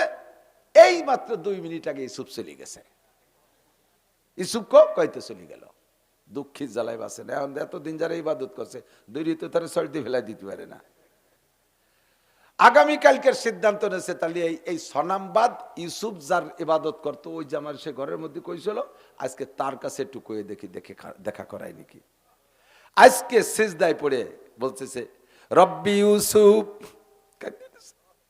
মানুষ রব্বি ইউসুফ আরিনি ইউসুফ, ও ইউসুফের রব তুমি আমার একটু ইউসুফের সাথে দেখা করাই দাও। আল্লাহর কাছে কান্নাকাটি কইরা জুলাইখা ঘর থেকে বেরোইয়া রাস্তায় যখন গেছে ইউসুফ আলাইহিস সালাম ওই মুহূর্তে আসছে, হাত ছানি দিয়ে দাঁড় করছে। ইউসুফ আলাইহিস সালাম চেনে নাই যে জুলাইখা, হাত ছানি দিয়েছে। ইউসুফ আলাইহিস সালাম দাঁড়িয়ে গেছেন, দাঁড়ানোর পরে বলছে চোখে তো দেখে না, আনতা ইউসুফ, আপনি কি ইউসুফ বাদশা? কলা নাম, জি আমি ইউসুফ বাদশা। আনজিল শাইয়ান, এই ঘোড়াতে একটু নামতে হবে। একজন বুড়ি মহিলা রাজাকে বলে ঘোড়াতে নামতে হবে। রাজা যদি আমাদের রাজার মতো হইতো বুড়ির উপর দিয়ে ঘোড়া চালাই দিয়ে দৌড়াই চলে যেত, ঠিক না? রাজা তো এই রাজা না, রাজা তো আল্লাহর হাতে বানায়নি রাজা। ইউসুফ আলাইহিস সালাম ঘোড়ার থেকে নামে আইসে কয়, বলেন কি জন্য আমাকে নামাইলেন? আমি তো অফিসে যাব। আবার জুলাইখা তাহকিক করে জেনে নেন, আনতা ইউসুফ নবিউল্লাহ, আপনি কি আল্লাহর নবী ইউসুফ? সেই নবী, সেই ইউসুফ? কলা নাম, কাহা আমি সেই ইউসুফ। আপনি যদি আল্লাহর নবী ইউসুফ হন তাহলে আপনার আল্লাহ আপনার কথা শুনবে। আমি আজকে আপনার আল্লাহর দোহাই দিয়ে আসছি, আপনার আল্লাহর কাছে প্রার্থনা করে আসছি, বিদায় সাক্ষাৎ পাইছি। আজকে 80-90টা বছর সনামের পূজা করি, গতকাল সনামের পায়ে ধরে কান্নাকাটি করে এসে আপনার দেখা পাই নাই। আজকে আপনার রবকে বলে আসছি, আপনার সাথে দেখা পাইছি, আপনার রব কথা শুনে। আপনি যদি সেই ইউসুফ হয়ে থাকেন, আপনার রবকে বললে আপনার দোয়া কবুল করবে। আমার আপনার কাছে 3টে দাবি, আপনি কি একটু আপনার রবের কাছে বলবেন? বলেন 1 নম্বর দাবি কি? 1 নম্বর দাবি হলো আমি আপনাকে দেখার জন্য জায়গা জমি ঘর বাড়ি সব পেলাইয়া এই রাস্তার পাশে সাবলা বান্ধা এই জায়গা আমার অর্থ সম্পদ সব করে শেষ করে বেলাইছি। রাস্তায় রাস্তায় ঘুরি একটা নজর দেখবো, সাক্ষাৎ পেয়েছি কিন্তু আমার চক্ষু নাই, আমার চোখের পাওয়ার শেষ, আমার চোখটা ঝুইলে চলে আসছে সামনে। আপনি যদি মালিকের কাছে দোয়া করেন, আল্লাহ আমার চক্ষু দুটোকে 40 বছর বয়সের আগে যেমন পাওয়ার ছিল ওই রকম পাওয়ার আমার চোখে দিয়ে দিতে পারে, আপনার একটু পরাণ ভরে দেখবো। কান্তিছে আর জুলাইখা প্রস্তাব। ইউসুফ আলাইহিস সালাম কয়, আল্লাহ ইন্নাকা আলা কুল্লি শাইইন কাদির, তুমি কোনটাই অপারগ না, তুমি সবই করতে পারো। এই বুড়ির চোখ তুমি খুলে দাও, ও তোমার নবী ইউসুফকে দেখবে। বলার সাথে সাথে চোখ খুলে গেছে। বলেন না সুবহানাল্লাহ। পরাণ বুড়ি তাকায় রইছে, তখনও চেহারা পরিবর্তন হয় নাই, বুড়ি ঝুলে গেছে একের ঢিলে ঢেলা। ইউসুফ আলাইহিস সালাম টের পাচ্ছে না যে কে। কিছুক্ষণ পরাণ করে দেখে বলতেছেন, দেখছেন আপনার রব কত তাড়াতাড়ি দোয়া কবুল করে। তাহলে আমার আরেকটা দোয়ার কথা, আরেকটা দোয়া একটু করেন তো আল্লাহর কাছে। বলেন সেইটা কি? কয় আল্লাহর কাছে বলেন আল্লাহ যেন আমাকে 16 বছরে যুবতী বানাই দেয়। ইউসুফ আলাইহিস সালাম চিন্তা করলেন যে বুড়ো মানুষ, যৌবনের স্বাদ তো সবারই থাকে, ইয়াং তো সবাই হতে চায়, চাই না সবাই ইয়াং হতে জানে। বুড়ো মানুষ চুল দাড়ি পাইয়ে সাদা হইয়ে খাপড়া হয়ে গেছে, দেই যে সেলুনি বসে সে পইয়ে ডবল চার্জ দিয়ে মাথার চুল কাটায় কালিমা আসছে। আমি বললাম কাকা কি এরেন? কয় একটু শ্বশুর বাড়ি যেতে হবে। শ্বশুর বাড়ি যাওয়ার সময় একটা ইয়াং জামাই ভালো দেয়া যায়, 80 বছরে বুড়ো সে ইয়াং হচ্ছে। সেই শেখ সাদির গল্পের মতো কতি না। এক বুড়ি বসি রং ঘষি ঘষি কালো করছিল কেশ, কহিলাম গো বুড়িমা তোমার বুদ্ধি তো আছে বেশ, পাকা চুল কালো হইবে হয়তো কালো রং মাখাইলে, কুজো পিঠ তব হবে না কো সোজা হাজারো মালিশ দিলে। কতক্ষণ জওয়ানে গোপ্তে বাপিরে দেলাগা, চেগম গস্তি চেগম কর দি দরিরা, জবাবস দাদা পীরে খুশ তকল্লুম, জওয়ানিরা দরিরা কর দাম গম। জওয়ানে গুপ্তে বাপিরে তু কাইয়া বি জওয়ানিরা, কাছে হারগেজ নমিয়া বাদ্য বারা জিন্দেগানিরা। এক কুজো বুড়ো এরকম কুজো ইয়ে রাস্তা দিয়ে, একের বেশি কুজো আর লাঠি ধরলেও সোজা হয় না, এরকম কুজো দেখছেন না? এরকম এক কুজো বুড়ো এরকম নিচের দিক থেকে হাঁটতেছে। তো বুড়োর এক পুতা, প্রতিবেশী পুতা, ইয়ার কি রে করছে যে কুজো ইয়ে হাঁটতেছে কেমন যেন রাস্তায় কি হারাই গেছে তাই তালাশ করতেছে। তো যুবক কইছে, দাদা কি হারাই গেছে, তুমি এভাবে কুজো ইয়ে খুঁজতেছ? তো বুড়ো রসিক বুড়ো কয়, জওয়ানিরা দরিরা করদা আমগম জওয়াবস দাদা পীরে কোস তাকাল্লুম জওয়ানিরা দরিরা করদা আমগম। দাদা এই রাস্তায় দিয়ে সেই কুটি কালে আটি যৌবন ছিল ভরা, সেই যৌবন চান নাই যা সব ইস্যু হয়ে গেছে, এই রাস্তায় তো মনে হয় পড়িয়ে গেছে তাই তালাশ করতেছি। দেখি রাস্তায় এই রাস্তায় দিয়ে এইটা আমার যৌবন শেষ হয়েছে, কোন জায়গা কোন মাটির তলে ধুলোর তলে ইটির তলে পড়িয়ে রয়েছে খুঁজতেছি। যুবক এবার জবাব দেয়, জওয়ানে গপ্তে বাপিরে তুকাইয়াবি জওয়ানিরা কাছে হারগেজ নমিয়া বাদ্য বারা জিন্দেগানিরা। যুবক পাগলামি করিস না, ভালো করে মনে রাখ। যুবক বুড়োরে কয়, দাদা যৌবন যদি একবার হারিয়ে যায়, কলকাতা হারবাল চায় না, হারবাল ইন্ডিয়া হারবাল কোনো বাল খাইয়ে কামায় না। একবার যদি যৌবন চলে যায় দ্বিতীয়বার ফিরে আসে না। তালাশ করে কোনো লাভ নাই, বাড়ি যাও, দাদির সাথে একটু গল্প করো, তাতে লাভ হবে না। জুলাইকার এবার যৌবনের স্বাদ আসছে। আমার 16 বছরের যুবতী হওয়ার দোয়া করতে হবে। ইউসুফ আলাইহিস সালাম ভাবলেন তার যৌবনের স্বাদ হইতেছে, আমি একটু দোয়া করব, যদি যৌবন ফিরে পায় তাতে আমার লস কি? রব্বানা আয় মেহেরবান আল্লাহ, তুমি ক্ষমতা আছে, তুমি এই মহিলাটাকে যুবতী বানায় দাও। বলার সাথে সাথে সেকেন্ডের মধ্যে কোনো অপারেশনে যা লাগে নাই, প্লাস্টিক সার্জারিতে যা লাগে নাই, কোনো সোনো ক্রিম মাখানো লাগে নাই। আল্লাহু আকবার, একেবারে সেকেন্ডের মধ্যে জুলাইকার সেই মূল রূপে ফিরে আইছে। ইউসুফ আলাইহিস সালাম, ও আল্লাহ কিডা হাক্কা পাক্কা খাই পড়ছে, এ কারে কি যুবতী বানালাম? এদি সেই জুলাইকা হঠাৎ করে কাঁপি উঠছে, আল্লাহ আজ আবার কোন অ্যাটাক না করে। এবার কয় 3 নম্বরটা কি? 3 নম্বর প্রশ্ন কি, প্রস্তাব কি? কয় 3 নম্বর প্রস্তাব হলো আমাকে বিয়ে করতে হবে। আগের 2টা আল্লাহর কাছে দোয়া করে কবুল করায়া জুলাইকার মূল 2 চাহিদা পূরণ করেছেন, নরমাল 2 চাহিদা পূরণ করেছেন, যেই জন্য জুলাইকাই ফিকা করছে। এখন 3 নম্বর হলো সেইটা, আমারে বিয়ে করতে হবে। ইউসুফ আলাইহিস সালামকে আমি তো বিয়ে করছি, আমি আমার বিয়ে করব না, কয় না করতে হবে। জুলাইখার এই পিড়ে পিড়ির ভিতর দিয়ে আল্লাহ জিব্রাইল আলাইহিস সালামকে পাঠাই দিয়েছে, কন্যা সুবহানাল্লাহ।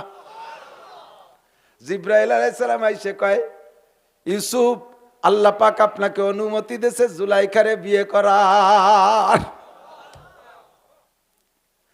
ইউসুফ আলাইহিস সালাম জিব্রাইলের কাছ থেকে খবর শুই না, এই মানুষের মধ্যে তো হয় না, খাদেম দিয়ে কয়, খাদেম তুমি এই মহিলারে বাড়ি নিয়ে যাও। ওনার বাড়ি পাঠায়, আমি অফিস করে আসি, বিকেলে সমাধান হবে। প্রস্তাব দিয়েছে কে? আল্লাহ। আল্লাহ পাক রায়বাড়ি করাইছে জিব্রাইলকে দিয়া, প্রস্তাব তো জুলাইখারি। বাড়ি পাঠাই দিয়েছে, বাড়ি পাঠাই আমি অফিস করে আসি, বিকেলে হবে। তো জুলাইকা কয়, বাড়ি যাবেন একটু পরে, আসুক উনি আসুক, আমি তো তোমার সাথে যাব, আমার বাসা দিয়ে একটু ঘুরিয়ে যাই। কেন বাসায় যাবেন? কেন রাজার বাসায় যাবেন? ওই ঝুপড়ির মধ্যে যাবো, যাবো, একটা পানিশমেন্ট আছে। ওই সনাম রে আমি ওর ঠ্যাং হাত ফজি আনতে যাই, সেনতে দেবো আজকে। রুমি যাইয়ে ঠ্যাং দৌড়িয়ে পাথরের সাথে দবা দম পাড়ি, এখন তো গায়ে শক্তি হয়েছে যুবতী। শয়তান, 90টা বছর তোর পিছনে কানছি, আমার ইউসুফের সাথে দেখা করতে পারলি না। আর ইউসুফের রবকে একবার বলছি দেখা তো করাই দিয়া, আমার যৌবন ফিরে দিয়েছে, চক্ষু ফিরে দিয়েছে, তোর দ্বারা কিছু সম্ভব না।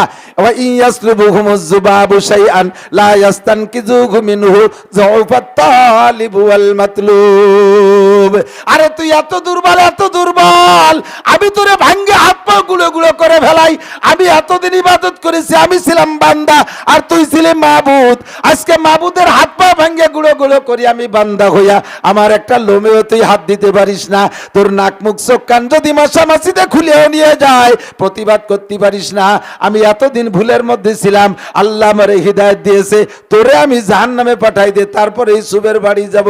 ওই ডেরে ভাঙ্গে গুঁড়ো গুঁড়ো কইরা এরপরে ইউসুফের বাড়ি গেছে। রাতের বেলা ইউসুফ আলাইহিস সালাম বাসায় আইসা নিয়মতান্ত্রিক বিয়ে করে নেছে।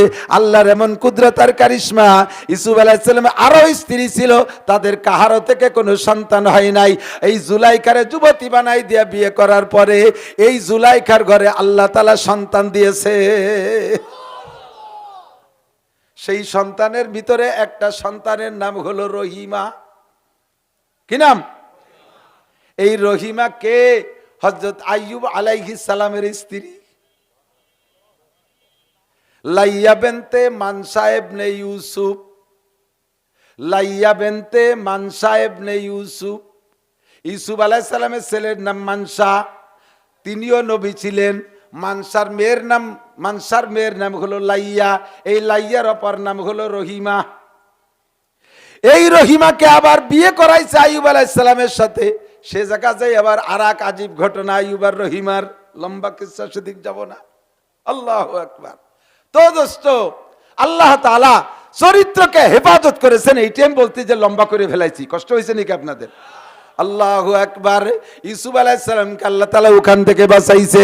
আরে নমরুদ বিশাল আগুন অগ্নিকুণ্ডলী বানাইয়া, কত বড় অগ্নিকুণ্ডলী, আয় আমার দিক। বাবুল শহরে যত কাফের ছিল তৎকালীন সমস্ত কাফেরদেরকে নমরুদ বলছে, যদি আমাকে রব বলে স্বীকার করে থাকিস, আমার দেশে বসবাস যদি করতে হয়, আমার অর্ডার মানতে হবে। এই ইব্রাহিম রে আগুনে ফেলাইব, আগুন বানাইতে হবে বিশাল কইরা। প্রত্যেকে এক এক দিন ডেলি 1 মাস পর্যন্ত যত মানুষ আছো সাবালেগ, এক মন করে শাল কাটার লোহা কাটে জায়গা জমা দিবা। বাবুল শহরের সমস্ত মানুষ 1 মাস পর্যন্ত শাল কাটার লোহা কাঠ স্তূপ করেছে, পাহাড়ের মতো গাদি হয়ে গেছে। 1 সপ্তাহ পর্যন্ত তেল মারছে, 1 সপ্তাহ পর্যন্ত অত্যাধুনিক ফুঙ্কার দিয়া আগুন জ্বালাইছে। আগুন উঠে গেছে প্রায় 2 মাইল। এই বিশাল আগুনকে সামনে করে ইব্রাহিম আলাইহিস সালামকে নিয়ে নমরুদ কয়, ও ইব্রাহিম, এই আগুনের মধ্যে তোমারে ফেলাবো, তোমার রব তোমার আল্লাহ তোমারে বাঁচাইতে পারবে না, আমার হাত থেকে কেউ বাঁচতে পারে না, আমার হাত থেকে তুমিও বাঁচবা না। তোমাকে অবকাশ দেয়া গেল, তুমি যদি 5 বছরের সময় চাও 5 বছর তোমার সময় দেওয়া হবে। তুমি শুধু এতটুকু বললেই তোমাকে এই আগুনের মধ্যে নিক্ষেপ করা হবে না যে হ্যাঁ নমরুদ, তোমারে রব বলবো না, আল্লাহকে রব বলবো, আমাকে একটু সময় দাও, আমি একটু ভেবে দেখি। এই আগুনের মধ্যে পড়লে ইব্রাহিম আলাইহিস সালাম নিশ্চিত মারা যাবেন, কিলো ইব্রাহিম আলাইহিস সালামের আছে। তারপরও এত বড় পরীক্ষার মুহূর্তে ঈমান আর আকীদাকে বাঁচাইছেন কিভাবে? নমরুদ প্রস্তাব দিয়েছে, তোমাকে রাজত্ব দিয়ে দেওয়া হবে, তোমাকে এই ক্ষমতা দিয়ে দেওয়া হবে, তোমাকে আগুনে পোড়ানো হবে না, তুমি শুধুমাত্র অবকাশ নাও, আমি একটু সুযোগ দাও, আমাকে ভেবে দেখি কাকে রব বলবো। ইব্রাহিম আলাইহিস সালামকে, আবালের বেটা আবাল, তোরে কাফের করার জন্য আবার চিন্তা করা লাগবে নাকি? আল্লাহ আমার রব, আল্লাহ আমার, এ যুবক, রব কে? আমার রব কে? আল্লাহ আমার রব, ঠিক কি ঠিক না? তোরে আমি রব বলবো কেন? শয়তান কোথাকার, তুই আগুন এরকম 50টা জ্বালায় আমারে ফেলে 100 বার, তবু আমানতু বিল্লাহ, আমি ঈমান এনেছি কার পর? এমন করে আল্লাহ তাআলা সমস্ত নবী রাসূলকে হেফাজত করেছে। সাইয়্যিদুল আম্বিয়া, সাইয়্যিদুল খুতাবা, সাইয়্যিদুল আখলাক বিশ্বনবী মুহাম্মদুর রাসূলুল্লাহ সাল্লাল্লাহু আলাইহি ওয়াসাল্লামের একার আখলাক আর চরিত্র কেমন, একার পবিত্রতা পরিচ্ছন্নতা কেমন, 2.5 লক্ষ নবী রাসূলের চরিত্র আখলাক পবিত্রতাকে এক জায়গা করলে যতটুকু হবে, আমার নবীর একার চরিত্র পবিত্রতা তার চাইতে অনেক গুণ বেশি। আর সেই নবীরে আরবালারা মাজনুন, পাগল, কাহেন, সাহের, জাদুকর ইত্যাদি করে গালি দেয়। আল্লাহ পাক নবী পাককে সান্ত্বনা দেওয়ার জন্য জিবরিল আলাইহিস সালামকে দিয়ে পাঠাইছে একটা সূরা দিয়া, যেই সূরার ভিতরে শুরুতে হুজুরের প্রশংসা, আর কতদূর যাইয়া নবী আলাইহিস সালামকে সবচাইতে বেশি গালি দিত, মন্দ কইতো যেই লোকটা, শ্রেষ্ঠ ভালো মানুষের চরিত্র, আর একদিকে শ্রেষ্ঠ নোংরা মানুষটার চরিত্র। একই সূরার ভিতরে, সূরার নাম সূরাতুল কলম, 29 নম্বর পারার দ্বিতীয় সূরা। আল্লাহ পাক ওই সূরার ভিতরে হুজুরের প্রশংসা করেছেন। প্রশংসাটা পরে বলি। যেই লোকটা নবী পাকের বেশি সমালোচনা, এই সাবধান যুবক, আমার দিক এদিক এদিক, এতে কি নিয়ে গেলিয়ে জানিয়ে যাবা, যুগ জামানা ভালো না, বাড়ি খারাপ হয়ে গেছে। একটা ছেলে পেলেও মুনিশি না, জন্মের বিয়াদব হয়ে গেছে। রাস্তায় আসলে আমরা প্রাইভেট কার নিয়ে আসছি, একটু দেখতেছে যেখান গাড়ি আসতেছে, মাঝখানে দাঁড়ায় বেহা হইয়ে ফোন করতে তালিয়ে রয়েছে, হরেন দিলিও সরে না। ওই স্থানীয় প্রভাব আছে তার। তুমি হুজুর আসলে না আসলে মুরব্বী মখরেজ বলে মানামানি শেষ, কথা কর না কেন, সব ধ্বংস হয়ে গেছে। এই মুরব্বীরা সাক্ষী দেন, ছোটবেলা আপনারা কাছের কড়ি খেলতেন না? মুরব্বীকে যদি দেখতেন কড়ি মড়ি ফেলাই তুইয়ে, পরনের ফ্যান হাফ প্যান্ট ফেলাই তুই বাগান ছিঁড়ে দৌড়াইছেন না? হ্যাঁ, যখন বিড়ি খাওয়া শুরু করলেন, প্রথম বিসমিল্লাহ কয়ে যে সময় বিড়ি শুরু করছেন, সে সময় একটু আগানে বাগানে ফলাই খাতেন না? মুরব্বীরা যদি দেখতেন যে বিড়ি দেহে ফেলাইছে, ফেলাই থুয়ে দৌড়ি মারতেন না? আর এখন কি হয়েছে, ছেলেতে আব্বার কাব্বা সিগারেট আছে, কতক্ষণ ধ্বংস হয়ে গেছে, ধ্বংস। আর এই বছরের থেকে আমার বিশাল ভয় লাগতেছে, সারা বাংলাদেশের সমস্ত ছাত্ররা সামনে আর ভালো হওয়ার কোনো সম্ভাবনা নাই। উস্তাদরে মারবে, আব্বারে মারবে, মুরব্বীকে মারবে, তাদের হাত লম্বা হয়ে গেছে, ছাত্ররা লাগামহীন হয়ে গেছে। ও যুবক, যদি ভালো হতে চাও, যদি জান্নাতি যুবক হতে চাও, নবীদের আখলাক শোনো, নবীদের চরিত্র শোনো। আল্লাহ, যেই ছেলেটা বিয়াদবি করবা, বিশেষ করে আলেমুল আমাদের সাথে, ধর্মের সাথে, তার একটা সার্টিফিকেট এই কোরআন শরীফে, এই সূরা কলমের মধ্যে আল্লাহ তাআলা দিয়ে দিয়েছে।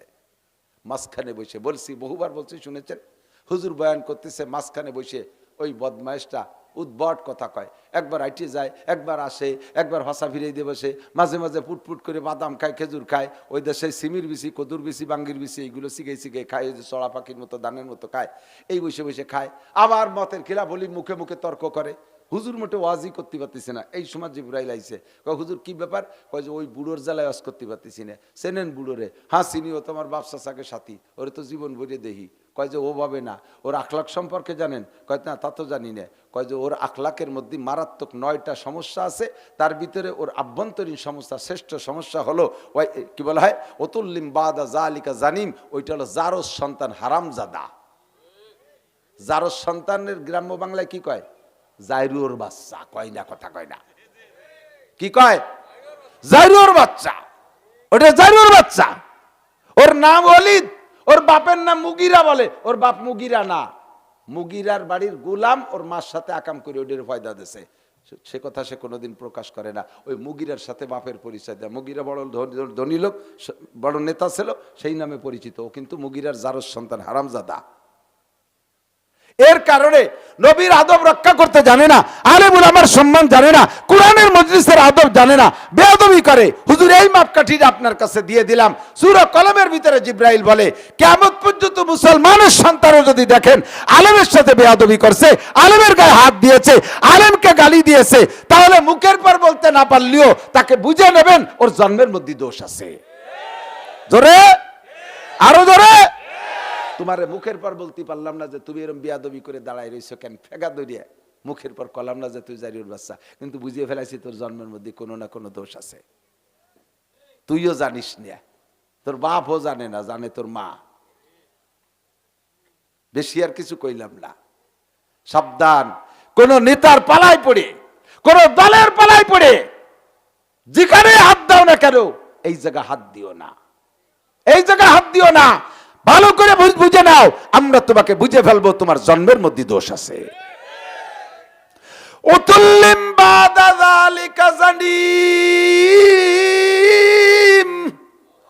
ওটা হারামজাদা, ওটা জারস সন্তান, ওর জন্মের ভিতরে দোষ আছে, যার কারণে নবী পাকের মজলিসের মধ্যে বিয়াদবি করে। আপনাকে পাগল কয়, আপনাকে মাতাল কয়, আপনারে গাজাখোর কয়।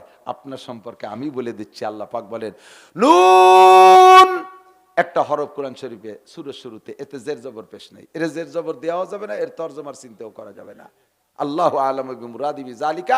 তাফসীরের ভাষায় বলে হরফে মুকাত্তাত, কাটা কাটা হরফ, আলিফ লাম মিম, হা মিম, ইয়াসিন, তহা, আইন সিন কফ, এরকম কিছু থাকে। এ নিয়ে আমাকে ভাবার দরকার নাই। এরপরে আল্লাহ কসম খায়, ওয়াল কলামি ওয়া মা ইয়াসতুরুন।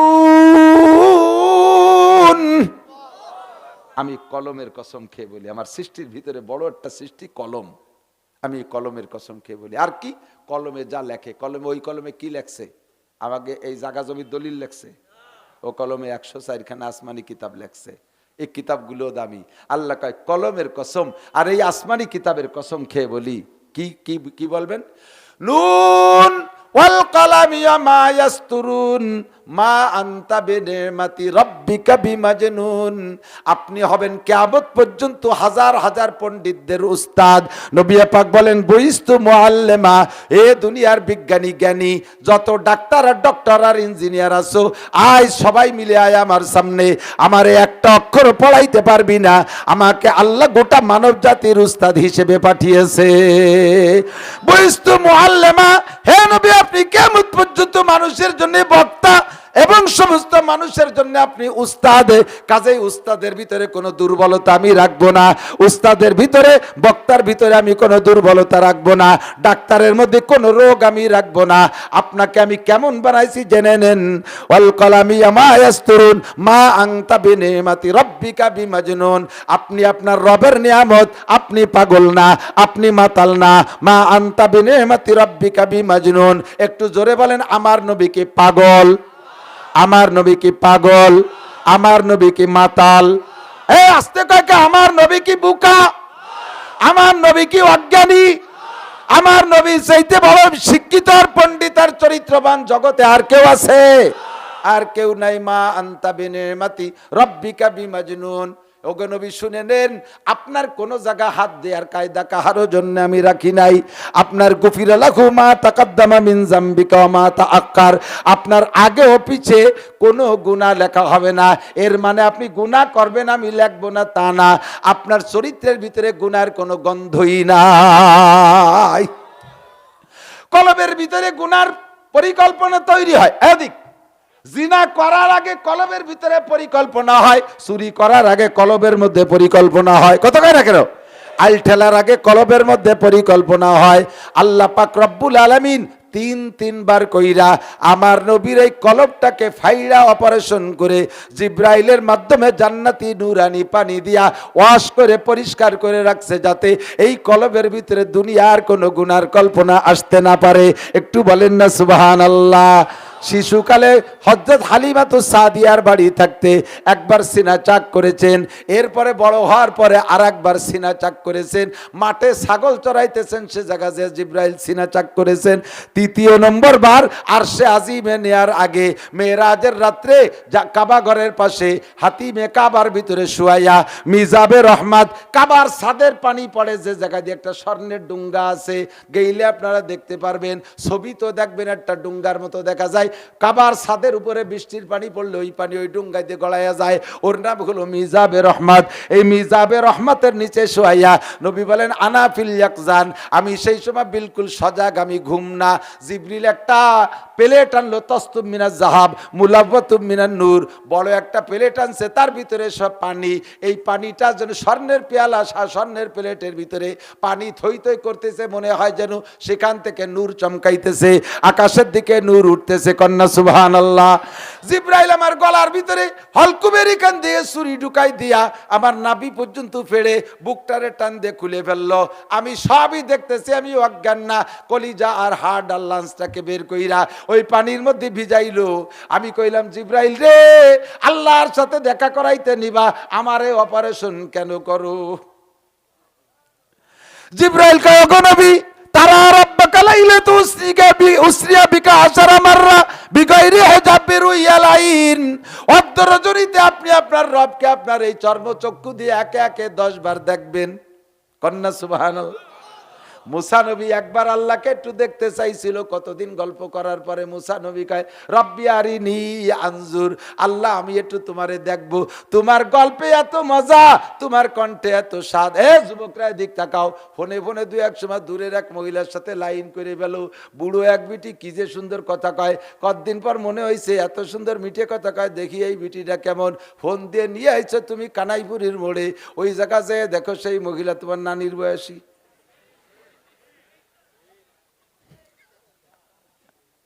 অ্যাক্সিডেন্ট হয় কি হয় না, বহু খবর আমি জানি। আল্লাহু আকবার। মুসা নবী দীর্ঘদিন পর্যন্ত আল্লাহর সাথে প্রেম গল্পে আবদ্ধ, কয় রব্বি আরিনি, আল্লাহ তোমার কণ্ঠ এত মজা, তোমার চেহারায় কত মজা, একটু দেখবো। মুসাকে আল্লাহ বললেন কল আলান তারানি, ও মুসা আমারে দেখে সহ্য করতে পারবা না? কয় আল্লাহ পারবো। আল্লাহ কয় ওয়ান টেস্ট, সামান্য একটু নূর এই তুর পাহাড়ের উপরে রাখবো, ফাইনিস্তাকাররা মাকানাহু ফাসাউফা তারানি, ওইটুক দেখে সহ্য করতে পারলে এরপরে পুরো নূর দেখাবো। ফালাম্মা তাজাল্লা রব্বুহুলিল জাবাল, আল্লাহ পাক সামান্য একটু নূর যখন তুর পাহাড়ের উপরে রাখছে, জালাহু দাক্কা ওয়া কাররা মুসা সাইকা, পাহাড়টা টাস করে ফাইটা ছাই হয়ে সুরমা হয়ে গেছে, আর মুসা নবী এক ঝলক দেখে অজ্ঞান হয়ে পড়ে গেছে। জিব্রাইল নবীকে বললেন ওগো নবী, মুসা নবী একটুক নূর দেখা বেহুশ হয়ে পড়ে গিয়েছিলেন, আজকে আপনি আপনার রবের নূর পরিপূর্ণ সম্পূর্ণ দেখবেন, একবার না দুইবার না, একে একে 10 বার। আপনার বাল্বটা ছোট, আল্লাহর পাওয়ার বড় বেশি, আল্লাহর 33,000 ভোল্টেজের পাওয়ারের সাথে আপনার 50 ওয়াটের বাল্বটা লাগাই দিলে টাস করে ফাইটে ছাই হয়ে যাবে। এই পানির ভিতরে আপনার কলিজা ভিজাইয়া, আল্লাহর দেওয়া নূরের পানির মধ্যে কলিজা ভিজাইয়া এই কলিজাটার ভিতরে পাওয়ার দেই, যাতে ওই 33,000 ভোল্টেজের সাথে সাক্ষাৎ করার সময় ওই হোল্ডারে লাগাই দিলে ফাইটে চৌচির হইয়া না যান। আল্লাহ, আমার নবী মুহাম্মদুর রাসূলুল্লাহর কলবের ভিতরে কোনো গুনার গন্ধ আসে নাই, ঠিক কি ঠিক না?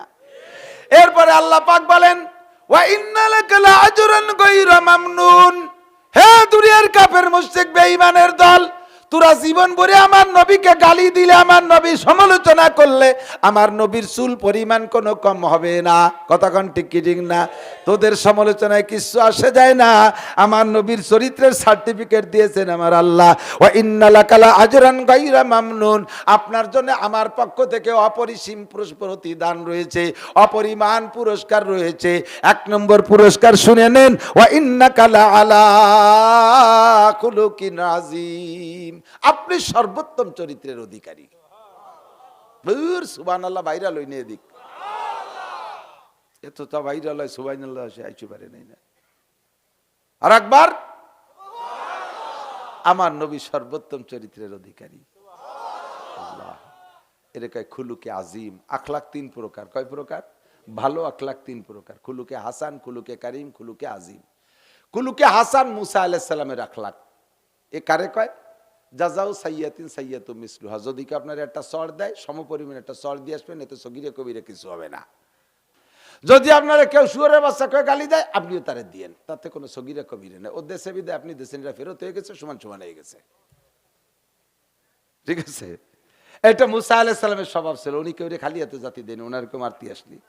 আজরাইল এসে কয় তোমারে মারতে আসি, ফাজারাবা লাইনি, বক্সিং দিয়ে চোখের টাকা নাইরি হয়ে দিছে, শত্রুরে যেমন সেরকমটা দিয়ে দিছে। এটা হলো মুসা আলাইহিস সালামের আখলাক। এর নাম খুলুকে হাসান, ভালো চরিত্র, এটা খারাপ না। তবে মাইরটা দেবেন হিসেব করিয়া। আপনারে জটটুক জোরে ঘুষি দিছে, আপনি শটটুক জোরে দেবেন। আপনারে যে জায়গা দিছে আপনি সেই জায়গা দেবেন।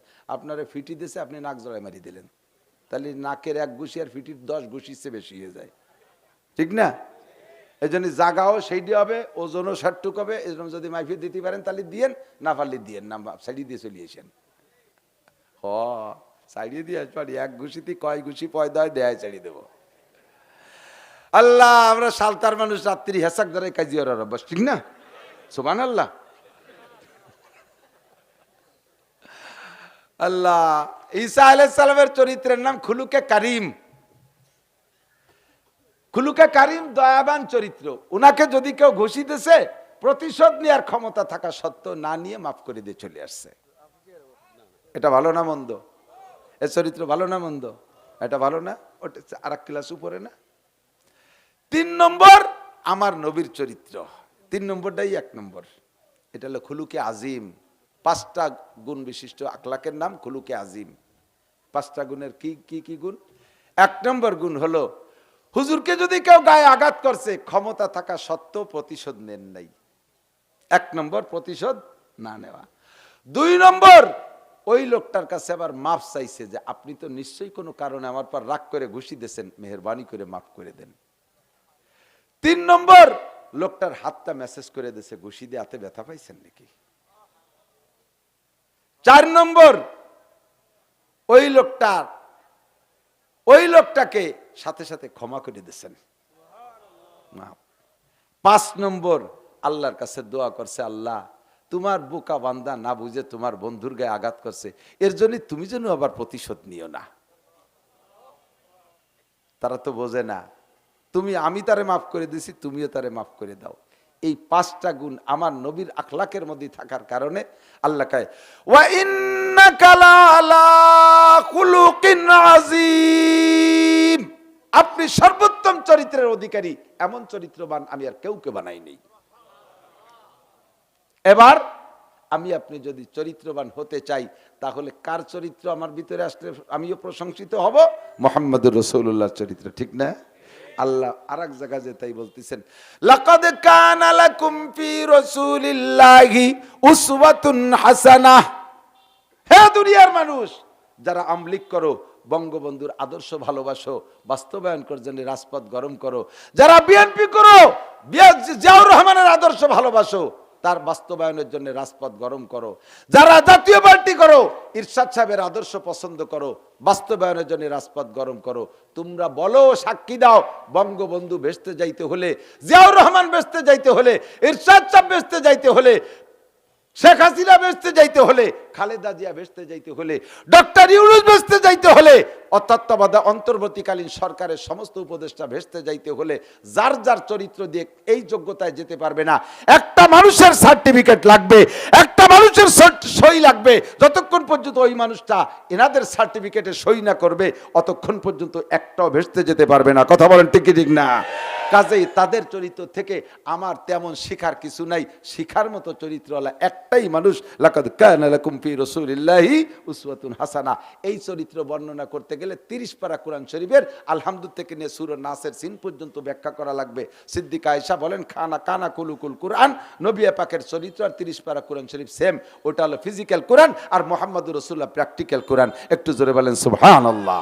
ঠিক কি ঠিক না? 2-4 তো বলবো না, কি বলেন? 2-4 বলবো না? 2-4 আখলাকের কথা বলি, বেশি না। উনি আইসে যে আমার সিগন্যাল দিতে, তার মানে শেষ করে দেন।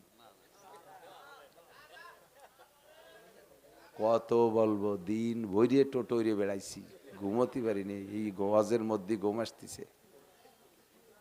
আল্লাহু আকবার।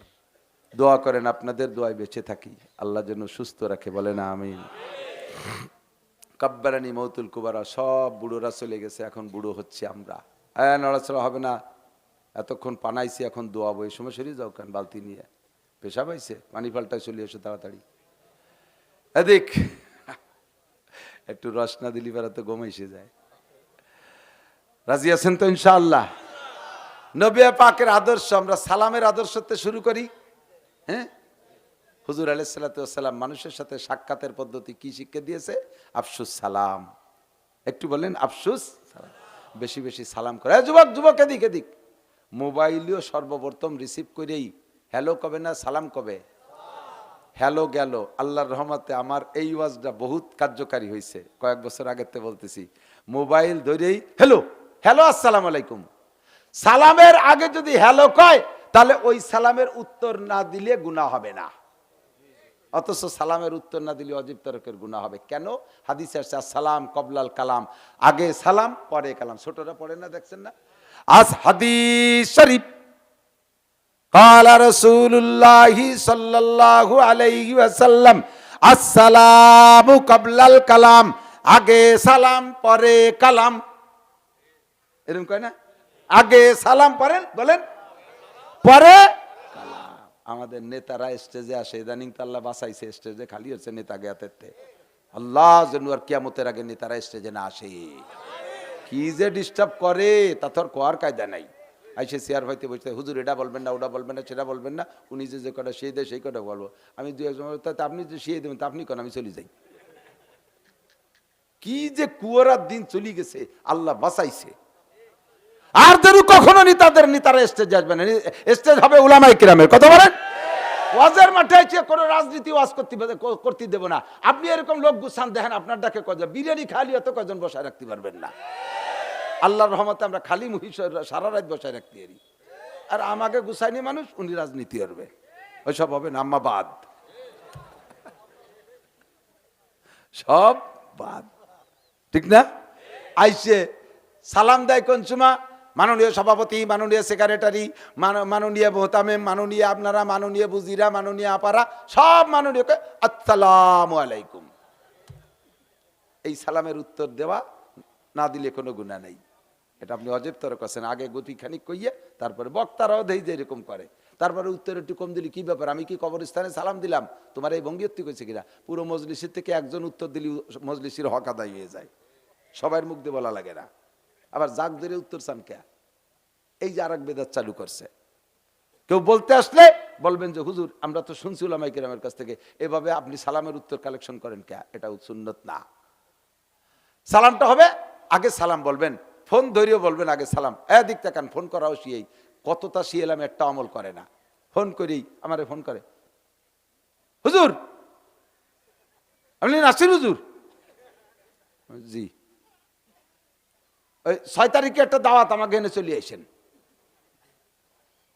উনি কিডা, কোন গ্রাম, কোন মাস? প্রত্যেক মাসেই তো 6 তারিখ আছে। কোন বছর? 6 তারিখে একটা দাওয়াত আমাকে এনে মাহফিল হবে, আপনি চলে আসেন। আমি আচ্ছা ঠিক আছে, দাওয়াত দিয়ে ফেলাইছে আমারে। সিস্টেমে না, ফোন করার নিয়ম, আসসালামু আলাইকুম রহমতুল্লাহ। ওয়ালাইকুম আসসালাম। হুজুর আমি কি হযরত মাওলানা শফিক সাহেব হুজুরের সাথে কথা বলছি? পরিচয়টা সম্পর্ক, আমার নাম নাসির আহমদ, আমার বাড়ি অমুক জায়গা, হুজুর আমি এই করি, আমি স্টুডেন্ট। আপনার পরিচয়টা বললে আপনি কোন ওজনের মানুষ সেই ওজনে আপনার সাথে কথা বলবো। আপনি একজন ডিআইজি, আপনি পরিচয় না দিয়ে কথা বলতেছেন, আপনার সুরই আমি টের পাচ্ছি না, ডিআইজি না কি আপনি। আপনারে সময় ডিস্টার্ব করেন, আপনি তো ওই সময় উৎপাইতে রয়েছেন, এই হুজুর কোনো সময় আমার রেঞ্জের মধ্যে আসলে ধরে অ্যারেস্ট করবো। আমার সাথে এরকম কথা বলো, আপনার সাথে কেমন কথা বলো, আপনি পরিচয় দেন। আপনি ডাকাত না, আপনি ডাক্তার না, আপনি ইঞ্জিনিয়ার না, আপনি বিজ্ঞানী না, প্রফেসর না, প্রিন্সিপাল না, আপনি চোর, পরিচয় দিয়ে নেবেন আগে। বাপেও যদি ছেলের কাছে ফোন দেন, ছেলেদের কাছে ফোন দেন, বাপে ছেলের কাছে পরিচয় দেবেন, আমি তোমার আব্বু বলছি। ছেলেরাও যদি বাপের কাছে ফোন দাও, প্রত্যেকবার ডেলি 10 বার ফোন দিলে প্রত্যেকবার ফোনের ভিতরে পরিচয় দিতে হবে। আব্বু আমি আপনার বড় ছেলে আব্দুর রহমান বলছি, আব্বু আমি আপনার মেজো ছেলে আব্দুল্লাহ বলছি। কারণ বাইতে বাইতে কণ্ঠে মিল থাকে অনেক সময়, বাপে তা বুড়ো মানুষ টের পায় না। দেখা গেল যে 2 ভাইয়ের মধ্যে দ্বন্দ্ব আছে, 1 ভাই 2 ভাইয়ের কথাই তো বাপের কাছে কয়, বাপ তো স্পিকার, বাপের কাছে কইছে, বাপ ওই কথা বড় জনের মনে হইরে মাইজে জনের যত গুঁড়ো দরবার সব রোগ আছে, এই সবগুলো ও কয় তালি মাইজে জন এই আমার নামে আটাচ্ছে। বাপ তো মনে হচ্ছে যার কথা তার কাছেই করছে। কথা কি বুঝিয়েছে? কথা বলার সিস্টেমই। বোর কাছেও যদি ফোন করো তাও পরিচয় দিবা, আমি তোমার স্বামী বলছি, বা আমি অমকের ছেলে মেয়ের একটা বাপের নাম দিয়ে আমি অমকের বাপ বলছি, তাহলে কথা বলতে সুবিধা হবে। পরিষ্কার আসসালামু আলাইকুম রহমতুল্লাহ, কি সুন্দর পদ্ধতি। আল্লাহর পক্ষ থেকে শান্তি আর রহমত আর বরকত তোমার উপরে নাজিল হোক।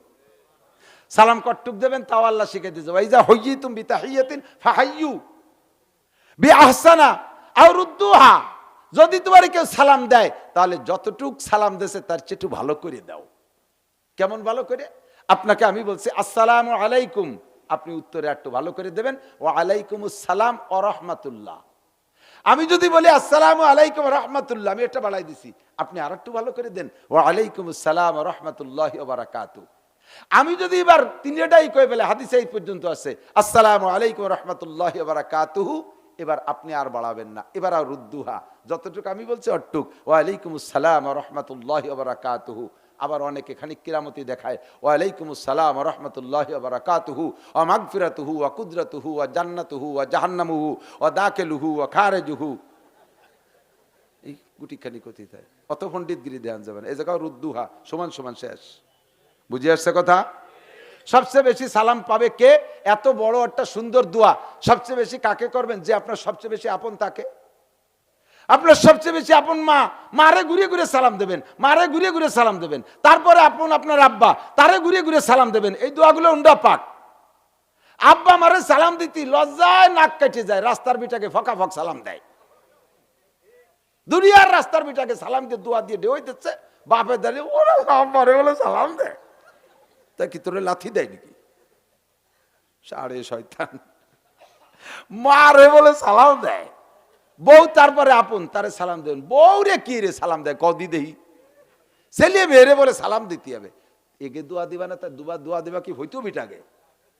হ্যাঁ, রাস্তাঘাটের ফতেঘাটের বিটাকে ঢেউই দিচ্ছ সালাম দিয়ে দোয়া দিয়ে। এই দোয়াগুলো আপনদের মধ্যে আগে চালু করতে হবে। রাজি আছেন না ইনশাল্লাহ? বাড়ি ঢুকেই, এখন বাড়ি যাবেন না, রাত্রে বাড়ি যাবেন, দরজার কাছে যে সালাম দেবেন, আসসালামু আলাইকুম রহমতুল্লাহ। বাড়ি কেউ থাকলেও ভালো, না থাকলেও ভালো, ফেরেশতারা আপনার সালামের উত্তর দেবে। আর ফেরেশতারা আপনার এই উত্তর দিয়া মানে আসমান থেকে তারা দোয়া চেয়ে দিল আপনার জন্য। পারা যাবে না? বাড়ি ঢুকবেন, বিসমিল্লাহি ওয়ালাজনা বিসমিল্লাহি খরাজনা ওয়া আলাল্লাহি রাব্বিনা তাওয়াক্কালনা, দোয়াগুলো শিখে নেবেন। আল্লাহর রহমতে বরকত আসবে আপনার বাড়ির ভিতরে। আল্লাহ, এটা নবীর আদব। যুবক, এরপরে মুসাফা, এদিক তাকান। মুসাফা খুব ভদ্রতার সাথে। মুসাফা, আমরা বক্তারা অনেক সময় মুসাফার থেকে কৃপণতা করি।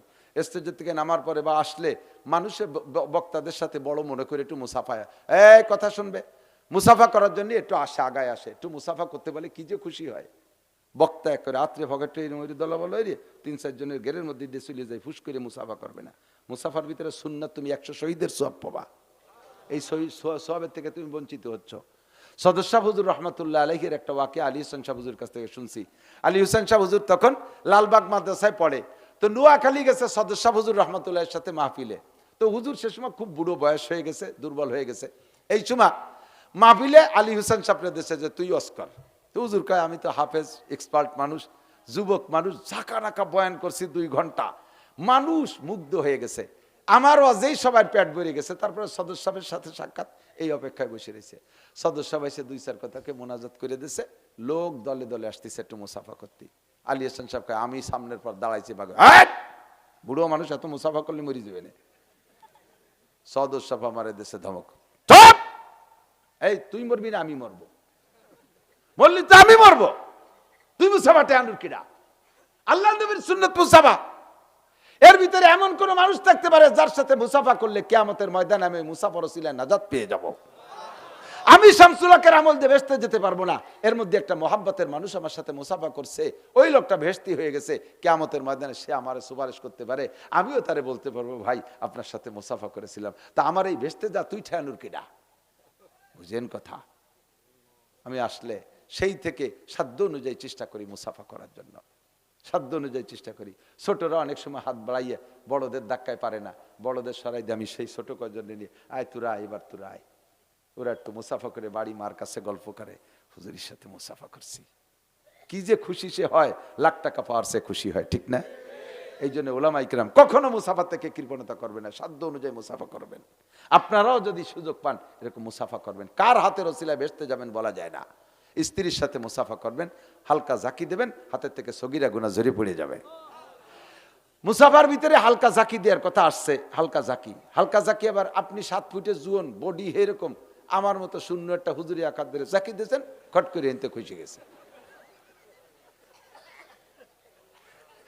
এইরকম জাকি না, সহনীয় পর্যায়ে হালকা জাকি। এরপরে মুআনাকা, এদিক মুসাফা একটু আঙ্গুলির মাথায় মাথায় ছোঁয়া দেয়, মুসাফা হলো না। একেবারে বুড়ি আঙ্গুলির গোড়া পর্যন্ত বাধায় দিতে হবে। 1 হাত করে দিলেও হবে, 2 হাত দিয়ে করা ভদ্রতা বেশি। এটা মুরব্বীদের সাথে কখনো 1 হাত দিয়ে মুসাফা করবে না ছেলেরা, 2 হাত দিয়ে মুসাফা করবো, ভদ্রতার সাথে বিনয়ের সাথে। এক দিনে কি পাবা। এরপরে মুআনাকা, কুলাকুলি। কুলাকুলি আছে না, কুলাকুলির সুন্নত এমনি বাদ। ঈদগায় যাই, ওরে বাবা, বহির ধাক্কা ইমাম সাহেব চিতে বেরিয়ে যায়, সিরিয়াল ধরে দাঁড়াইছে, মুআনাকা করতে হবে। সারা বছর ভরে দেখা আছে, তার সাথে মুআনাকা। যার সাথে দেখা খুব কম হয় তার সাথে সাক্ষাৎ মুআনাকা। তবে সিস্টেম কি, 2 জনের ডাইন পাশ, 2 জনের যার যার ডাইন পাশে গলায় একবার, কয়বার? ফাঁকে মুহি মুহি বাড়ি লেগে দাঁত পুড়িয়ে গেছে। আর গলার সাথে গলা মিশিয়ে এরকম বুড়িয়ালা দুইজন, ওকে গলা মেশবে, ওকে হবে মুবাতানা, পেটাপেটি, খুলাখুলি হবে না, তারপরে উভতে গলার সাথে একটু মিশিয়ে আনি। আল্লাহু আকবার। এদিক এরপরে আমি আমার এই চলে যাই, কারা চলে যাচ্ছে, তোকে শেয়া হয়ে গেছে নাকি ভাই, দেশ আসল টুকিতে হয় নেদিকায়। বসেন বসেন না, শুনতেছেন তো সবাই, কষ্ট হচ্ছে। নবীর আদর্শ, এগুলো সব নবীর আদর্শ, সবই নবীর আদর্শের, প্রত্যেকটার পিছনে আরবিতে রিডিং আছে, হাদিসের ইবারত আছে। এদিক আসল যেটুকু বলবো সেটুকু।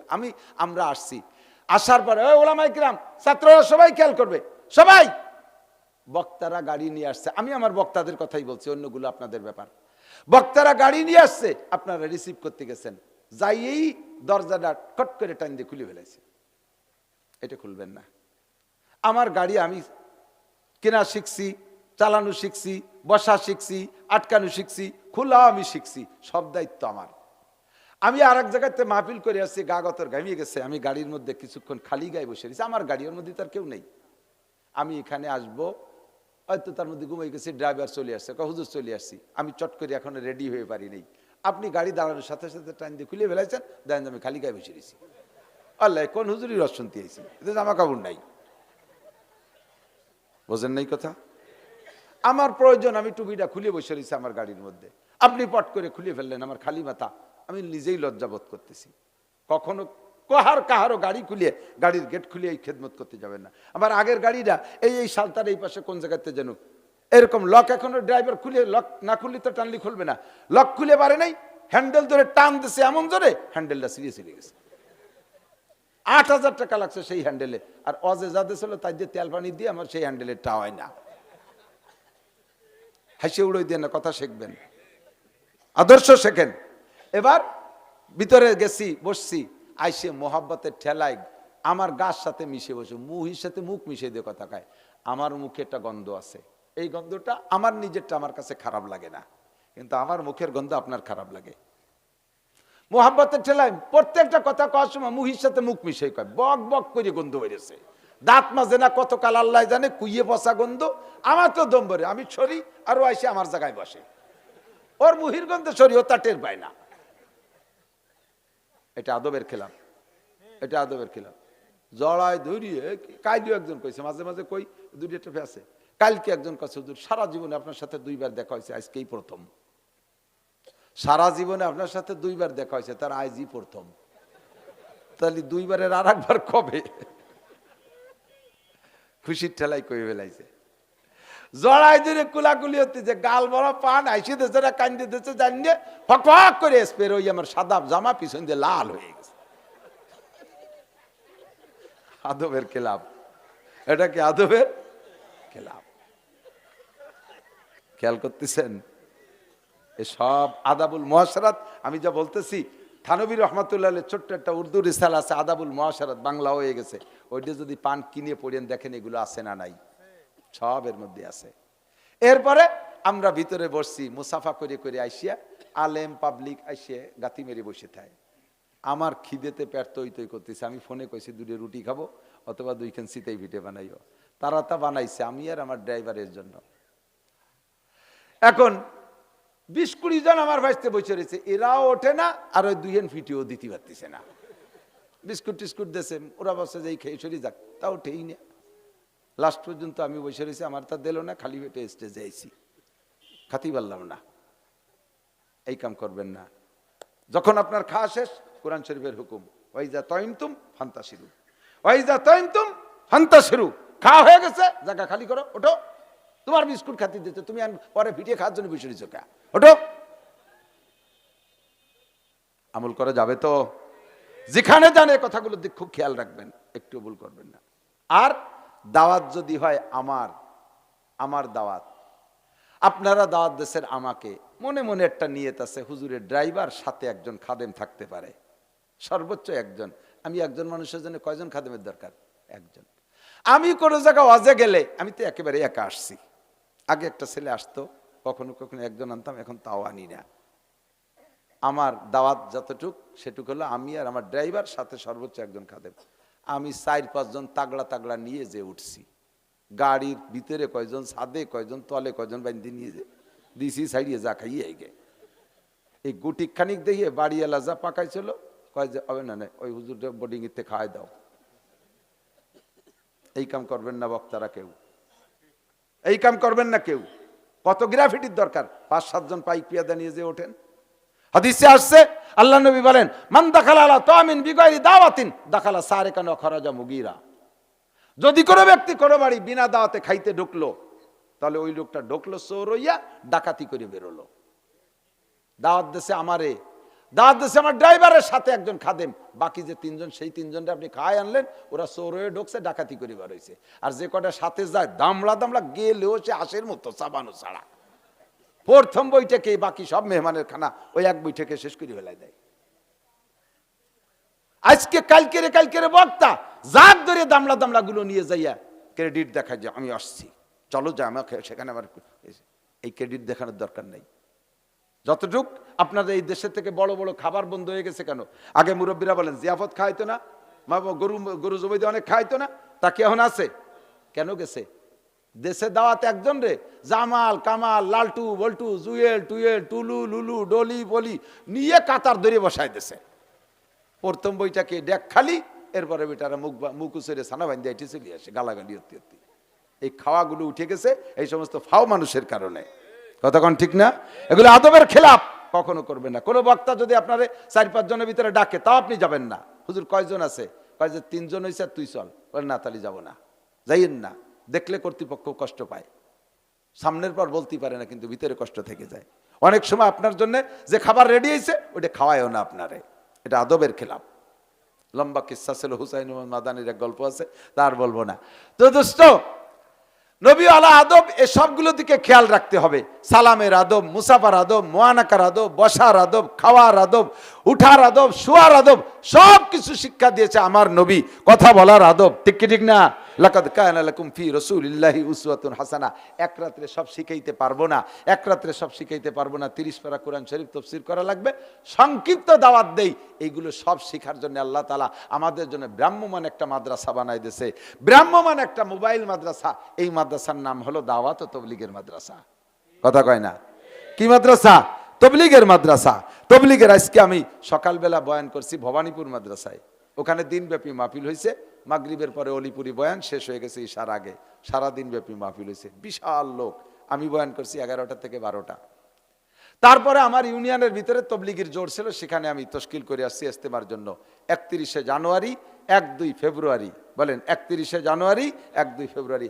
আগে কয় মাহফিলে দাওয়াত দিছি 10, 11, 12, পরবর্তীতে এই ডেটটা চেঞ্জ হয়েছে। সেদিনকে আমার কাছে আমার খবর আসছে যে তবলিগের মার্কাজের মুরব্বীরাও জানে যে এই আমি ইজতেমার মাঠের ইজতেমার বা তবলিগের তশকিল বা দাওয়াত আমি দিয়ে থাকি। এই জন্য আবার আমারে জানাইছে, ওই খবর ওনাদের কানে গেছে যে মৌলানা নাসির 10, 11, 12 দাওয়াত দিয়ে বেড়াচ্ছে। আবার আছে হুজুর না, ডেট চেঞ্জ হয়ে গেছে, 31শে জানুয়ারি, 1-2 ফেব্রুয়ারি। রাস্তাঘাট ভালো আছে, আমাদের পদ্মা সেতু আছে, যাইতে কোনো অসুবিধে নেই ইনশাআল্লাহ। এবছর আমরা একটু যুবকরা একটা আদর্শ নবীওয়ালা আদর্শ শেখার জন্য, লাকাদ কানা লাকুম ফি রাসূলিল্লাহি উসওয়াতুন হাসানা, এক রাত্রে শেখানো সম্ভব না। তবলিগে একটা 2টা 3টে চিল্লা দিলে আল্লাহর রহমতে কথা বলা শেখা যায়, লুকমা গালে দেওয়া শেখা যায়, ডিলাকুলুক শেখা যায়, বিছানায় শোয়া শেখা যায়, দস্তারখান শেখা যায়, মেসওয়াক শেখা যায়, সব কিছু শেখা যায়। আমরা ইনশাআল্লাহ ইজতেমায় যাব, রাজি আছি না? ইনশাআল্লাহ যাওয়া যাবে তো ইনশাআল্লাহ। নবী পাক সাল্লাল্লাহু আলাইহি সাল্লামের আদর্শ সুন্নতের পর আল্লাহ আমাদের সকলকে আমল করা তৌফিক দান করুন, সবাই বলে আমিন। মাদ্রাসার বিপক্ষে কেউ আছেন নাকি? মাওলানা শফিক সাহেব আলহামদুলিল্লাহ যেভাবে চষছে, 1 চাষ 2 চাষ তেয়ার সোয়ার কি কয় না কৃষকরা, এই সব চাষ দেশে একেবারে ধান চাল খুদ কুড়ো সব দেশে।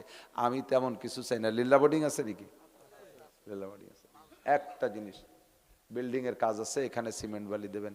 আমি আমার সদস্য হুজুর রহমাতুল্লাহ আলাইহের সুযোগ্য জামাতা, হাজার হাজার মুহাদ্দিস শাইখুল হাদিসদের উস্তাদ আল্লামা আব্দুল মান্নান কাশিমি হুজুর রহমাতুল্লাহ আলাইহে, আমার বুখারী শরীফের উস্তাদ, তার জীবনী আমি বলতে গেলে আপনারা এরকম মাহফিল আরো 10টা লাগবে, সময় এত টাইম লাগবে।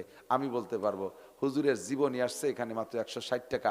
ছাত্ররা পড়বা কিনে নিয়ে ওলামাই কেরামও নেবেন। আপনারাও যারা গার্জিয়ান আছেন নিয়ে ছেলেদেরকে পড়াবেন। দেখবেন যে ছোট থেকে মানুষ কত বড় হওয়ার পদ্ধতি কি। এই পড়লে, বড়দের জীবনী পড়লে নিজের ভিতরে বড় হওয়ার একটা শৌক পয়দা হয়। মাত্র 160 টাকার ভিতরে নিয়ে নেবেন। বিল্ডিং এর কাজের জন্য কয়েক বস্তা সিমেন্ট লাগবে।